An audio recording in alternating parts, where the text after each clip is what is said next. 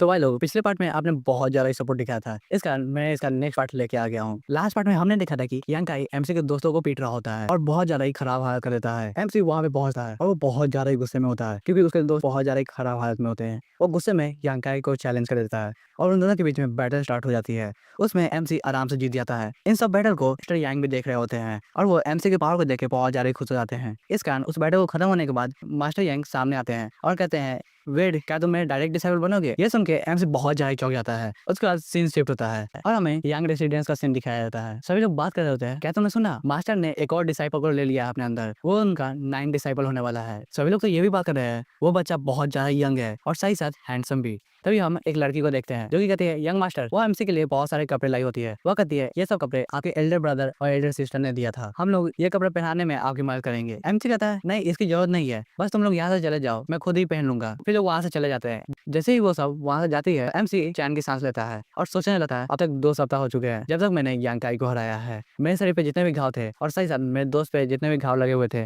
वो सब हील हो चुके हैं। ये सब मास्टर यांग के कारण हुआ है। अब मैं अकेला नहीं हूँ, मेरे पास मेरे मास्टर है और साथ ही साथ मेरे एल्डर ब्रदर और एल्डर सिस्टर भी जो मुझे सपोर्ट करेंगे। जहाँ रेसिडेंस अब मेरा कुछ भी नहीं बिगाड़ सकती है। अब तो मैं उनसे बहुत ज्यादा ही ताकतवर हो गया हूँ। तभी सीन शिफ्ट होता है और हम देखते हैं कोई बंदा बोल रहा होता है, मैंने उस दिन देखा था, वो रात लियांग बहुत ज्यादा ही पावरफुल था, वो मरने ही वाला था। तुम इमेजिन कर सकते हो, वो बंदा मार्शल आर्ट स्कूल में एक दिन पहले ही आया था, लेकिन उसने एक स्क्रीन बैरियर वाले बंदे को हरा दिया है। हम देखते हैं ये ब्रदर जियाओ होते हैं। वो फोर्थ ब्रदर से बात कर रहे होते हैं। फोर्थ ब्रदर बोलते हैं, जियाओ, मैंने ये बात बहुत बार सुन ली है, तुम पिछले 2 सप्ताह से सेम बात बोले जा रहे हो। फिर एट एल्डर ब्रदर बोलते हैं, अगर मास्टर ने उसे चुना है तो वो बंदा बहुत ज्यादा टैलेंटेड होगा। हम यहाँ पे सभी एल्डर ब्रदर और एल्डर सिस्टर से मिल पाते हैं। जो एल्डर सिस्टर होती है वो बोलती है, फोर्थ ब्रदर, क्या तुम 9th ब्रदर से बहुत ज्यादा जेलस हो? तुमने उसे गिफ्ट में क्या दिया है? फोर्थ ब्रदर बोलते हैं, मैंने उसे पूरा एक टंगस्टन स्टील दिया है जिससे उसका जो बैक साइड है वो पूरी तरह से प्रोटेक्ट रहेगा। ये सब सुन के जो थर्ड ब्रदर है और फोर्थ ब्रदर है वो बहुत ज्यादा ही खुश होते हैं। ब्रदर जियाओ बोलते हैं, सिस्टर, आपको मजाक नहीं उड़ाना चाहिए फोर्थ ब्रदर का, उनको पैसा इकट्ठा करने में बहुत ज्यादा मुसीबत होती है। हम देखते हैं कि उनके पीछे से कोई जा रहा होता है। ब्रदर जियाओ पीछे मुड़ते हैं और कहते हैं, लिटिल ब्रदर, तुम बाहर निकल गए। हम देखते हैं एमसी को जो कि बहुत ज्यादा ही कूल लग रहा होता है, लिटरली बहुत ज्यादा ही कूल। एमसी उन सबको देख रहा है और कहता है, ब्रदर सिस्टर आप यहाँ पे है। वो उन सबके पास जाता है और उन सबको रिस्पेक्ट शो करते हुए बोलता है, आप सबका गिफ्ट देने के लिए बहुत बहुत शुक्रिया। तभी ब्रदर जियाओ के पीछे से एक और ब्रदर निकलते हैं और कहते हैं, मैंने तुम्हें अभी तक गिफ्ट दिया ही नहीं है, और अपने हाथ में एक स्टोन को निकालते हैं। कहते हैं, लिटिल ब्रदर, ये बहुत ज्यादा ही स्पेशल है, यह एक रेन गोल्ड है, अगर तुम्हें किसी भी वेपन की जरूरत है तो तुम मेरे शॉप पे जा सकते हो, जो भी वेपन चाहिए तुम इसके बदले वो ले सकते हो। एमसी ये लेके बहुत ज्यादा खुश होता है और कहता है, ब्रदर लोग आपका बहुत बहुत शुक्रिया। तभी एक और ब्रदर बोलते हैं, हम लोग ने इसे गिफ्ट दे दिया है तो हम लोग को मेन हॉल चलना चाहिए क्योंकि मास्टर और मिस्टर हम लोग का वेट कर रही होगी। ब्रदर जियाओ बोलते हैं, हाँ तुमने सही कहा। फिर सीन शिफ्ट होके हमें जहां रेसिडेंस का सीन दिखाया जाता है। बटलर बोलता है, सर, वो आए कहता है कि हम लोग ने जहां के लाश को ढूंढ लिया है, लेकिन यह कहते हुए उसके पसीने छूट रहे होते हैं। वो आए कहता है उसके पेट में जो भी चीज था वो गायब हो गया है। ये सुन के उसके मास्टर बहुत ज्यादा गुस्से में आ जाते हैं और कहते हैं, तुम सही में यूजलेस हो, और वो एक जोरदार थप्पड़ मारते हैं उसे। उसके मास्टर चिल्लाते हुए बोलते हैं, तुम्हें पता भी है कितनी बड़ी प्रॉब्लम हो सकती है अब अगर सभी को पता चल गया कि हम लोग ने क्या किया था तो हम लोग की गर्दन कट सकती है। गवर्नमेंट ऑफिशियल को ये सब के बारे में नहीं पता होना चाहिए। बटलर बोलते हैं, सर, ये सब लियांग यू की गलती है, उसी ने जहां को मार दिया होगा और यहाँ से बाहर निकल गया होगा। उसके जो मास्टर होते हैं गुस्से में बोलते हैं, लियांग यू, हाँ, जहां तक मुझे पता है वो बंदा डायरेक्ट डिसाइपल बन चुका है यांग डोंगसू का। फिर वो उस बटलर के पास जाते हैं और बाल पकड़ते हुए बोलते हैं, तुम्हें पता भी है उसका जो ब्लेड है वो कितना ज्यादा तेज है, और तुम उसके ब्लेड के नीचे नहीं आना चाहते हो तो चुपचाप पीछे हट जाओ।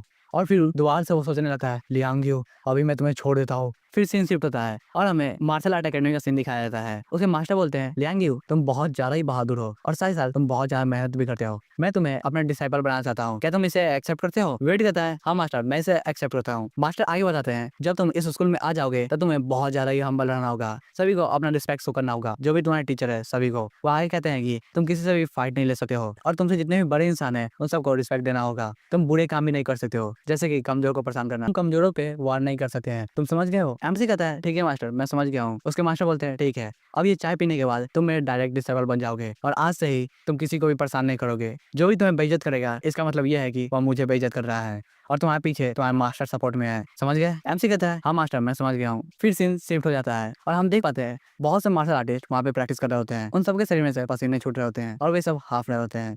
कुछ देर बाद वो आराम करने के लिए बैठे हैं। जब आराम कर रहे होते हैं तभी उनमें से एक बंदा बोलता है, क्या तुमने सुना जो लियांग क्यू है वो डायरेक्ट डिसेबल बन चुका है मास्टर यांग का? दूसरा बंदा बोलता है, हाँ, वो बंदा बहुत ज्यादा ही लकी है, फिर वो बोलने लगता है कि सबसे अच्छी बात यह है कि जो यांकाई है और उसके जो गैंग है वो सब मार्शल आर्ट स्कूल से बाहर निकल गए हैं। दूसरा बंदा बोलता है हाँ वो तो बहुत ज्यादा ही अच्छी बात है, वो हमेशा ही सभी को परेशान करते रहते थे और बताते थे मैं अब स्किन बैरियर पे पहुंच चुका हूँ, इस कारण कोई भी उनसे फाइट भी नहीं करता था। ये सब सुन के जहाओ रेसिडेंस का जो बच्चा होता है वो बोल रहा था लियांग वो बहुत ज्यादा गुस्से में होता है। फिर सीन शिफ्ट होता है और हमें ब्रदर जियाओ को दिखाया जाता है जो कि एमसी को कुछ बता रहे होते हैं। वो बोलते हैं वेट क्या तुम्हें 4 बैरियर और 7 पास के बारे में पता है? एमसी कहता है ब्रदर मुझे बस स्किन, फ्लेश, बोन्स और ब्लड के बारे में पता है, लेकिन मुझे 7 सब्सिक्वेंट पास के बारे में नहीं पता है। ब्रदर जियाओ बताते हैं यहाँ पे 7 पास होते हैं, उनमें से होता है wild horse, wolf smoke, tiger hunt, supreme elephant, celestial dragon, smelting furnace और रेनबो ट्रांसफॉर्मेशन। वो आगे बताते हैं कि जो वाइल्ड हॉर्स रेन होता है उसमें जो वॉरियर होता है वो एक साथ बहुत से घोड़ों को रोक के रख सकता है और दौड़ने नहीं देगा। दूसरा होता है वुल्फ स्मोक रेल में, इसमें जो तुम्हारा एनर्जी है वो बहुत ज्यादा तेजी से बढ़ने लगता है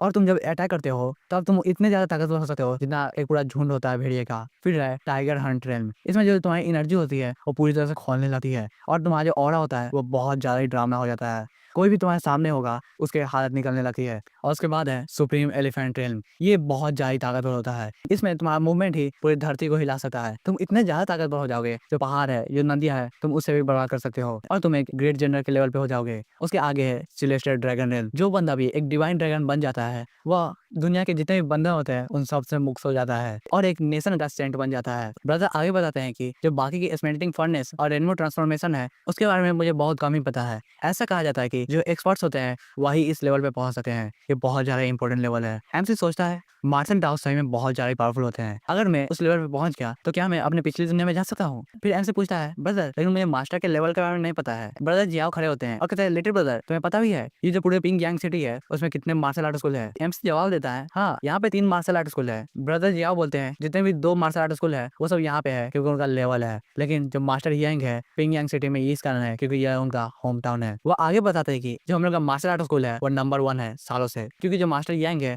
वो पिंग यांग सिटी में इकलौते बंदे हैं जो टाइगर हंट रेल पे पहुंच चुके हैं। एमसी ये सुनता है और सोचता है टाइगर हंट, मैं अपने सिस्टम से और भी जल्दी टाइगर हंट पे पहुंच सकता हूँ, मुझे जल्दी कल्टीवेशन करनी चाहिए। तो फिर वो अपग्रेड करता है और ब्रदर जाओ बोलते हैं ठीक है आज जो मॉर्निंग की लेसन है वो खत्म हो चुका है। वो आगे कहते हैं कि लेटिव ब्रदर तुम्हें कल्टीवेशन करने में इतनी जल्दी नहीं करनी चाहिए, तुम आराम आराम से एक एक स्टेप लो, तुम्हारा जो लेवल है वो बहुत ज्यादा ही अच्छा है, तुम आराम से प्रोग्रेस करोगे तो तुम्हारे लिए बहुत ज्यादा ही अच्छा होगा। एमसी कहता है थैंक यू बिग ब्रदर और सोचने लगता है जो जहां फैमिली का प्रेशर है वो पूरी तरह से हट चुका है, मुझे अब स्पिरिचुअल फेस को ढूंढना चाहिए जिससे मैं आराम से ब्रेक थ्रू कर पाऊंगा फर्स्ट बैरियर में और मैं ट्रू मार्शल मास्टर बन पाऊंगा। फिर सीन शिफ्ट होता है और हमें जहाज का सीन दिखाया जाता है। बोट पे एमसी बहुत सारी मछलियां पकड़ा होता है और कह रहा होता है अब मैं अकेले इतने ज्यादा नहीं कर सकता हूँ, मुझे लग रहा है ये जो नाव है अब और भी ज्यादा मछलियों को हैंडल नहीं कर सकता है, मुझे नाव को चेंज कर लेना चाहिए। हम देखते हैं कि वहाँ बहुत सारी मछलियां होती है। एमसी खड़ा होता है और कहता है ये कितना ज्यादा दुर्भाग्य की बात है, आज मैं एक भी स्पिरिचुअल फिश को नहीं दे पा रहा हूँ, क्या मैं किसी को पकड़ पाऊंगा? तभी वो सिस्टम की ओर देखने लगता है और कहता है जो मेरा फ्यूजन है वो 37% तक पहुंच चुका है, मुझे एक स्पिरिचुअल फिश खा लेना चाहिए जिससे मेरा ब्रेक थ्रू करने का जो चांस है वो बढ़ जाएगा और मैं फर्स्ट बैरियर में पहुंच जाऊंगा। उसके सिस्टम में उसके एट्रीब्यूट्स दिख रहे होते हैं जो कि इतना ज्यादा इंपॉर्टेंट नहीं है तो उसे एस्केप करते हैं। वह अपने एट्रीब्यूट्स को देख ही रहा होता है तभी उसके पास से एक लाल पंख जाता है। एमसी उसे नोटिस करता है और हम देख पाते हैं उसके आसपास जो नदी का बहाव है वो पूरी तरह से बदल जाता है। एमसी सोच रहा होता है ये आवाज कैसी है और वो अपने बैलेंस को बनाने की कोशिश कर रहा होता है। वो सामने की ओर देखता है और कहता है यह क्या है? हम देखते हैं कि वहाँ पे 2 मॉन्स्टर फाइट कर रहे होते हैं, एक बर्ड होता है और दूसरा मॉन्स्टर अच्छे से नहीं दिख रहा होता है। फिर हमें अच्छे से बताया जाता है कि यहाँ पे 2 एब्नॉर्मल बीस्ट फाइट कर रहे हैं, एक है प्राइमोर्डियल फ्रॉग और दूसरा है जाइंट बर्ड। उन दोनों की जो ताकत है वो बहुत ज्यादा ही है। एमसी बोल रहा होता है यहाँ पे एक फ्रॉग एक जाइंट बर्ड को खाने की कोशिश कर रहा है। हम देखते हैं कि वो फ्रॉग फिर से नदी में गिर जाता है जिस कारण वहाँ पे सुनामी आने लगती है। एमसी उसे देखा है और कहता नहीं मेरी जितनी भी मछलियां हैं, हम देखते हैं कि उस सुनामी के कारण वहाँ पे जितनी भी मछलियां होती है वो सब नदी में चली जाती है और उसका जो बोट होता है वो भी तबाह हो जाता है। एमसी कैसे भी करके नदी के ऊपर आता है तभी हम देखते हैं कि वो जो बर्ड है वो एक जोरदार चीख मारती है, वो एक अटैक होता है। एमसी उस अटैक को ब्लॉक करने की कोशिश करता है लेकिन उसे ब्लॉक नहीं कर पाता है। वो कहता है ये अटैक ये एक मेंटल अटैक है और एमसी धीरे धीरे करके नदी में डूब रहा होता है। फिर सीन शिफ्ट हो जाता है और हमें थोड़ी देर बाद का सीन दिखाया जाता है। हम देखते हैं कि क्रैब उसे उठाने की कोशिश कर रहा है। एमसी उठता है और कहता है क्या मैं फिर से बेहोश हो गया था और तुम लोगों ने मुझे फिर से बचा लिया? फिर वो बैठता है और कहता है हाँ उस बर्ड ने मुझे अनकॉन्शियस कर दिया था, मुझे अच्छे से याद है, वो सही में बहुत ज्यादा डरावना था, वो सब बहुत ज्यादा ताकतवर है, अगर मैं उन्हें नहीं पकड़ पाया तो उनसे ज्यादा ताकतवर को कैसे पकड़ पाऊंगा? मुझे कुछ करना होगा, अच्छे से कल्टीवेट, उसी के बाद मैं कुछ कर पाऊंगा। फिर वो लेटते हुए सोचता है मैं जो बोट है वो पूरी तरह से टूट चुका है और सभी मछलियां निकल चुकी है, अब मुझे नहीं लग रहा है कि मैं फर्स्ट बैरियर में अभी जा पाऊंगा, मुझे थोड़ा वेट करना चाहिए। तभी जो क्रोकोडाइल होता है वो एमसी के पास आता है। एमसी बोलता है क्या हुआ? वो क्रोकोडाइल अपने मुंह को खोलता है। एमसी उसमें देखता है क्या एक हॉर्न बटरफ्लाई फिश, ये तो बहुत ज्यादा अमेजिंग है, ऐसा लग रहा है मैं अब फर्स्ट बैरियर में ब्रेक थ्रू कर पाऊंगा और एमसी बहुत ज्यादा ही खुश होता है। फिर सीन शिफ्ट होता है और हमें पता जाता है कि जो ब्लड और एनर्जी है वो एक वॉरियर का मैनिफेस्टेशन है। सिर्फ ब्लड और एनर्जी से एक इंसान ताकतवर नहीं बनता है, ये ताकतवर बनता है जब ब्लड और एनर्जी का कॉन्सेंट्रेशन लेवल बहुत ज्यादा ही अच्छा होता है। फिर हमें ऐसे ही बहुत सी चीजों के बारे में बताया जाता है, इस सब चीजों पे ध्यान नहीं देते हैं। हम देखते हैं कि एमसी कुछ बना रहा होता है और साथ ही साथ एक अगरबत्ती को जलाता है। फिर वह अपना मेडिटेशन करना स्टार्ट करता है। हम देख पाते हैं कि एमसी के शरीर से बहुत ज्यादा पसीने निकल रहे होते हैं और साथ ही साथ एमसी के सामने कुछ खाना पड़ा होता है। वो जो अगरबत्ती का धुआं होता है वह चारों ओर फैल रहा होता है। फिर हमें एक फ्लैशबैक का सीन दिखाया जाता है जिसमें ब्रदर लू बोलते हैं यह अगरबत्ती तुम्हारे कॉन्सेंट्रेशन लेवल को बढ़ा देती है, जिससे तुम अपने लिमिट को सरपास कर सकते हो। एमसी ब्रेक थ्रू कर रहा होता है। वो सोचता है ब्रदर लू ने बताया था अगर स्क्रीन बैरियर तक पहुंचना है तो तुम्हें बहुत ज्यादा ही फोकस करना होगा। सबसे ज्यादा तुम्हें ब्लड और एनर्जी को फोकस करना होगा, वो कैसे तुम्हारे बॉडी में फ्लो कर रही है। फिर एमसी कुछ खा रहा होता है और कहता है जब भी मेरा ब्लड और एनर्जी बहुत ज्यादा ताकतवर हो जाएगा तब मुझे अपने फिश मीट से उसे चेंज कर देना है। ये मेरा 38 टाइम्स हो चुका है, मुझे और भी ज्यादा करना होगा जिससे मैं ब्रेक थ्रू कर पाऊँ। फिर से कुछ और बात याद आती है। ब्रदर लोग बता रहे होते हैं स्किन बैरियर में ब्रेक थ्रू करने का सबसे ज्यादा इंपॉर्टेंट पॉइंट है इनर वाइटलिटी एनर्जी। वो तुम्हारे टिश्यू और सेल्स को बदल देगी और तुम्हारा नया टिश्यू और सेल आ जाएगा। वो बताते हैं कि ये जो सेंसेशन है तुम्हारे चेस्ट में हो रही है वह बहुत ज्यादा ही अच्छी बात है। जब भी कोई मार्शल आर्ट कॉन्सेंट्रेट करता है तो उसके चेस्ट में एक सेंसेशन महसूस होती है, उसी से वो ब्रेक थ्रू कर पाता है। जब तुम गर्म महसूस करोगे तब तुम समझ जाना तुम्हारा ब्लड और एनर्जी बहुत ज्यादा ही कॉन्सेंट्रेट होना स्टार्ट हो गई है। एमसी कहता है कि मैं महसूस कर पा रहा हूँ ये जो मेरा करंट फ्लो हो रहा है वो मेरे पैरों में जा रहा है, साथ ही साथ ये मेरे बॉडी में भी जा रहा है, ये मेरे स्किन के सभी पार्ट में जा रहा है, मुझे गर्मी भी महसूस हो रही है। तो इसे कहते हैं रिफाइनमेंट ऑफ स्किन। हम देखते हैं कि एमसी के हार्ट में कुछ महसूस होता है। एमसी जोरों से सांस लेता है और हाफना स्टार्ट कर देता है। वह कहता है कि ये मेरा 40वां बार था, मुझे और भी ज्यादा मेहनत करनी चाहिए। फिर उसके सामने स्क्रीन पॉपअप होता है। वो उसमें देखता है कि उसका फ्यूजन लेवल 49% हो चुका है। ऐसे सोचता है मैंने अभी ब्रेक थ्रू भी नहीं किया है लेकिन मेरा फ्यूजन लेवल 49% हो गया है। और वो कहने लगा है ऐसा लग रहा है जब मेरा फ्यूजन लेवल 50% हो जाएगा तब मेरे बॉडी में कुछ ज्यादा ही चेंजेस हो गए, सही साथ मुझे कुछ पावर्स भी मिल सकते हैं, मुझे देखना चाहिए। तभी वो नीचे पड़े हुए खाने की ओर देखा है और कहता है ओह तो मैं फिश मीट खत्म हो चुका है और सही साथ मैं लोटस भी खत्म हो गया है, मुझे फिर से लाना पड़ेगा और बहुत ज्यादा मेहनत करनी पड़ेगी क्योंकि मछली इतनी जल्दी मिलती भी नहीं है यार। सही साथ अगर मैं इसे खाऊंगा तो मेरे बॉडी पे कुछ भी असर नहीं पड़ने वाला है। फिर वह अपने खिड़की की ओर देखा है, वहां से रोशनी आ रही होती है। वो कहता है ओह तो सुबह हो गई है। तभी उसके दरवाजे पे नॉक होता है। एमसी उस दरवाजे को खोलता है। हम देख पाते हैं वहाँ पे उसके दोस्त के फादर होते हैं। वो सब बोलते हैं वेड मैंने देखा तुम कल आए थे, मुझे तुमसे कुछ पूछना था। वेड बोलता है अंकल ली आप यहाँ पे आए हैं, आपको जो भी पूछना है पूछ लीजिए। और सोचने लगता है ये तो मेरे दोस्त के फादर है, ये यहाँ पे क्यों आए हैं। अंकल ली बोलते हैं ये कुछ ज्यादा सीरियस नहीं है, हमें बस ये पूछना था हमारे बेटे 2 दिन से घर क्यों नहीं आए हैं, क्या वो अभी भी मार्शल आर्ट जिम में है या कहीं घूम रहे होंगे आवारा की तरह। अंकल चेंग भी पूछते हैं हाँ मेरा बेटा भी नहीं आया है, तुम बता सकते हो वो क्या कर रहा है। वेड हंसता है और कहता है अंकल कल रात को मैं लेट से आया था इसका मैं बताना भूल गया, वो दोनों अभी मार्शल आर्ट स्कूल में ही है, उन्हें चुन लिया गया है, साथ ही साथ मुझे भी चुन लिया गया है, मैं अब मार्शल आर्ट मास्टर बनने वाला हूँ। हम लोग का परफॉर्मेंस बहुत ज्यादा ही अच्छा था। साथ ही साथ जो मार्शल आर्ट अकेडमी है हम लोग को रूम भी दिया है जहाँ पे हम लोग फोकस कर सकते हैं अपने ट्रेनिंग की ओर, इस कारण वो यहाँ पे नहीं आए हैं। और मन में सोच रहा था वो दोनों बहुत ज्यादा ही चोटिल है, अभी तक रिकवर भी नहीं हो पाए हैं और उन्हें डर भी लग रहा है अपने घर आने के लिए, इस कारण वो नहीं आए हैं। अंकल ली बोलते हैं ओह तो मेरा बेटा अभी बहुत ज्यादा ताकतवर बनने वाला है, ये तो बहुत ज्यादा अच्छी बात है। अंकल चेंग बोलते हैं हाँ मैंने नोटिस किया है हम दोनों के बेटे के साथ वेट भी बहुत ज्यादा ताकतवर हो रहा है, उन तीनों का फ्यूचर बहुत ज्यादा ही अच्छा होने वाला है। अंकल ली बोलते हैं हाँ वेट मैं तुम्हें बताना भूल गया था हम लोग दोबारा से सैक्रिफाइस सेरेमनी कर रहे हैं क्योंकि रिवर गॉड को कुछ खिलाना भी है। ऐसे बोलता है रिवर गॉड सैक्रिफाइस फिर से, और मन में सोचने लगता है ये तो एक परंपरा थी ना, लेकिन 3 महीने पहले इसे किया गया था, फिर दोबारा क्यों किया जा रहा है। अंकल चेंग बताते हैं कल रात को रिवर गॉड दिखे थे, उन्हें अब सैक्रिफाइस की जरूरत है। अंकल ली बताते हैं हाँ रिवर गॉड पानी में से बाहर निकले थे और साथ ही साथ एक बहुत बड़े फ्लेमिंग बर्ड को खा लिए, ऐसा लग रहा था वो आसमान में से आए हैं। एम सोचता है ओ तो वो सब उसी मेढक के बारे में बात कर रहे हैं और सही में बहुत ज्यादा ताकतवर था। और वो कहता है अंकल जी मैं समझ गया हूँ, मैं पक्का वहाँ पे पार्टिसिपेट करूंगा। फिर वे सब वहाँ से चले जाते हैं। फिर सीन शिफ्ट होता है और हमें लोटस कैव का सीन दिखाया जाता है। वहाँ पे एमसी प्रैक्टिस कर रहा होता है। एमसी जल्दी से पानी से निकलता है, फिर वह एक अटैक को करता है। हम देखते हैं नीचे से उसका स्पिरिचुअल पेट भी आता है जो कि उस पर अटैक करने वाला होता है। एमसी उस अटैक को डॉज कर लेता है और वह स्पिरिचुअल पेट के ऊपर पहुंच जाता है और मन में सोचने लगा है जो मेरा वाटर फ्लो का कंट्रोल है अब मैं 150 किलो तक कंट्रोल कर सकता हूँ, साथ ही साथ मैं 10 लीटर वाटर को कंट्रोल कर सकता हूँ।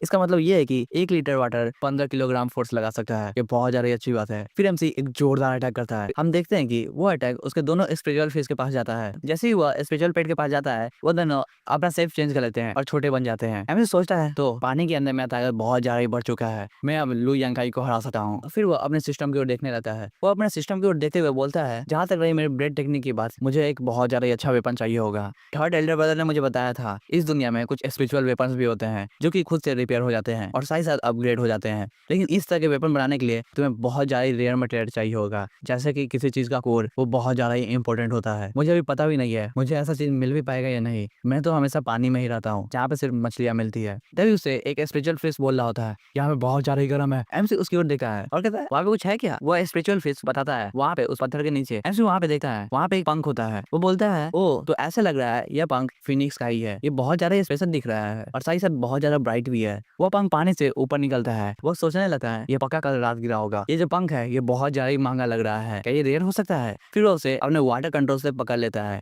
और सोचने लगता है बस थोड़ी देर रुक जाओ, मैं अपने ब्रदर लू के पास जाऊंगा और उन्हें वेपन बनाने के लिए कहूंगा, देखते हैं ये रेयर है या नहीं है। अगर रेयर हुआ तो मैं स्पिरिचुअल वेपन बन जाएगा और मैं और भी ज्यादा ताकतवर बन जाऊंगा। फिर सीन शिफ्ट होता है और हमें पिंगयांग सिटी का सीन दिखाया जाता है। एमसी गली में से जा रहा होता है। वह सोचता है थर्ड ब्रदर ने मुझे बताया था यहीं के आसपास उनका दुकान है, मुझे याद करना होगा उनका दुकान कहाँ हो सकता है। तभी उसकी नजर धुआं की ओर जाती है। वो देखता है और सोचता है वो क्या है, ऐसा लग रहा है पिंगयांग सिटी में कुछ तो हो रहा है, मुझे देखना चाहिए। जब मैं ब्रदर के पास जाऊंगा तब उनसे पूछ लूंगा वहाँ पे हो क्या रहा है सही में। फिर हमें लूमिन फोर्स का सीन दिखाया जाता है। वो एक शॉप होता है जो कि ब्रदर लू गैंग चला रहे होते हैं। हम देखते हैं वहाँ पे ब्रदर लू गैंग किसी वेपन को बना रहे होते हैं। उन्हें सही में से पसीना आ रहा होता है। वो एमसी को देखते हैं और कहते हैं ब्रदर विड तुम यहाँ पे क्या कर रहे हो। एमसी उन्हें एक पोटली देता है और कहता है ब्रदर लू आज सुबह जब मैं मछली पकड़ रहा था तब मुझे कुछ मिला, ये बहुत ज्यादा ही खतरनाक दिख रहा है, क्या आप मुझे बता सकते हैं यह है क्या। ब्रदर लू उस पोटली को खोलते हैं और वो एक पंख को देखे हैं। वो सोच रहे होते हैं क्या ये क्रिम्सन फायर फेदर है, ये तो बहुत ज्यादा ही महंगा लग रहा है। एमसी उनका रिएक्शन देखता है और सोचता है ये सही में बहुत ज्यादा रेयर लग रहा है, इनके रिएक्शन से मुझे यही पता चल रहा है।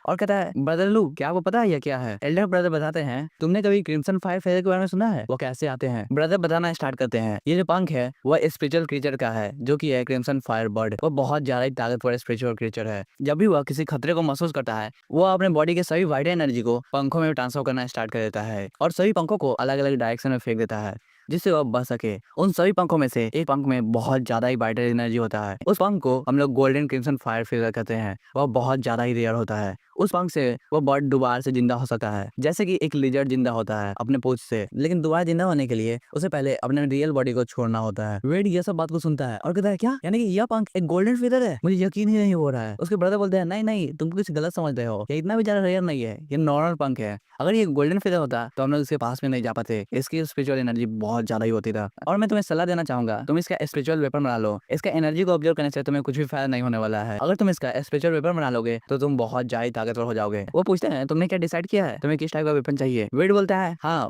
मुझे पता है मुझे किस टाइप का वेपन चाहिए, मैंने बहुत चीज को महसूस किया है। लास्ट पर जब मैं क्रैब से फाइट कर रहा था तब मुझे बहुत ज्यादा ही मुश्किल हो रही थी। उसी समय मुझे पता चला था मुझे किस टाइप का वेपन चाहिए। मुझे एक लंबा वेपन चाहिए जो कि मुझे पानी में भी सपोर्ट कर सके और मेरे टेक्निक के साथ कॉम्पेटिबल हो सके। वो कहता है तो मैं चूज करूंगा एक स्पेयर। ब्रदर लोग ये सुनकर बहुत ज्यादा चौंक जाते हैं और कहते हैं एक स्पेयर, डोजो में भी किसी बंदे ने स्पेयर नहीं यूज किया है। तुम्हें पता भी है जितना ज्यादा बड़ा वेपन तुम्हारा होगा उतना ज्यादा तुम्हारा रेंज अच्छा होगा, लेकिन बड़े वेपन को कंट्रोल करना उतना ही ज्यादा मुश्किल होता है। वेट कहता है हाँ मुझे पता है ब्रदर प्लीज इस पंख को मेरे वेपन में डाल दीजिएगा जिससे मेरा वेपन एक स्पिरिचुअल वेपन बन जाए।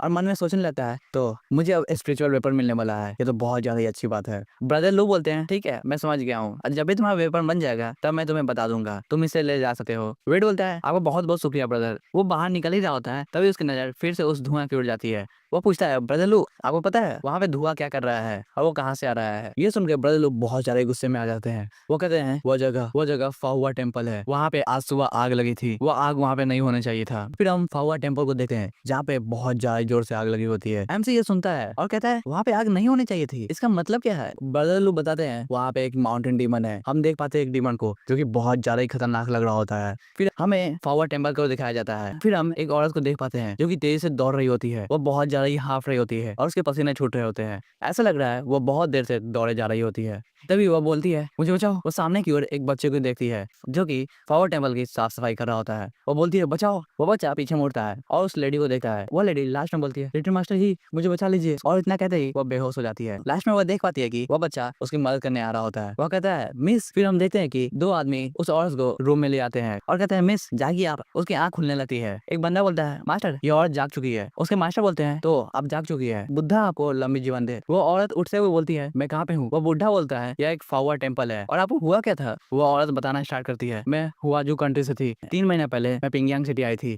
अपने रिलेटिव से मिलने के लिए, लेकिन रास्ते में ही कुछ ऐसा हो गया जिसके बारे में मैंने सोचा ही नहीं था। हम लोग के सामने एक अजीब ग्रुप के लोग आ गए थे। पहले तो मुझे लगा था वो सब लुटेरे हैं, लेकिन नहीं, वो सब ऐसा नहीं थे। उन्होंने मुझे बंदी बना लिया था और साथ ही साथ मेरे आंखों पे पट्टी बांध दिया था। वे सब मुझे एक अजीब सी जगह ले गए थे। उसके बाद उन्होंने मेरी पट्टी को खोल दिया। वो जगह सही में एक नर्क थी। उन्होंने बहुत से आदमी को टॉर्चर किया था और उन्हें शैतान बना दिया था।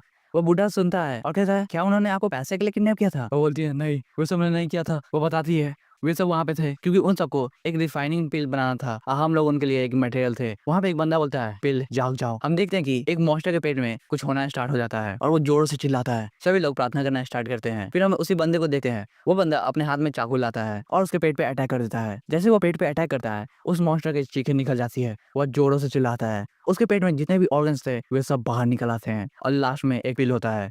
वो बंदा जो कि अपने हाथों में चाकू रखा हुआ था, अपने हाथ को खोल लेता है और पिल के गिरने का इंतजार कर रहा होता है। उसके हाथ में वो पिल आ जाती है। हम देखते हैं एक बंदा पूछ रहा होता है, ये बहुत ज्यादा ही अजीब है, क्या तुम मुझे बता सकते हो इन सब के पेट में से क्या निकल रहा है? दूसरा बंदा बताता है, हाँ, ये सब एक फेटर पियर पिल है जो कि ग्रेट सुपियर के लिए बनाया जा रहा है। वो आगे बताता है, इन सबको मीट दिया जाता है जो कि माउंटेन स्पीड से आता है। क्यों ना वो एक मर्द हो या औरत, उन सब के पेट में कुछ मीट डाला जाता है। फिर 3 महीने बाद ये सब मीट फेटर पिल में बदल जाता है और उन सब में से किसी का फेटर पियर पिल बन जाता है। वही पिल इन सबको जरूरत है। पिल को खाने के बाद कोई भी आदमी इमॉर्टल बन सकता है। यही है कल्टीवेशन का डार्क साइड जिसके बारे में कोई बात नहीं करता है। दूसरा बंदा सुनता है और कहता है, 3 मंथ में वो एक फेटर पियर पिल बन जाएगा। लेकिन अगर 3 मंथ में नहीं निकाला गया तो? वो बंदा बोलता है, अगर 3 मंथ में नहीं निकाला गया तो वह हैच हो जाएगा। सामने वाला बंदा पूछता है, हैच इसका मतलब क्या है? टूट के क्या निकलेगा? दूसरा बंदा बोलता है, तुम्हें इसके बारे में जानने की कोई भी जरूरत नहीं है। और यह कहते हुए उसके पसीने छूट रहे होते हैं और साथ ही साथ वो कांप भी रहा होता है। फिर सेंस शिफ्ट होता है। हम देखते हैं कोई बंदा बोल रहा होता है, जिमिंग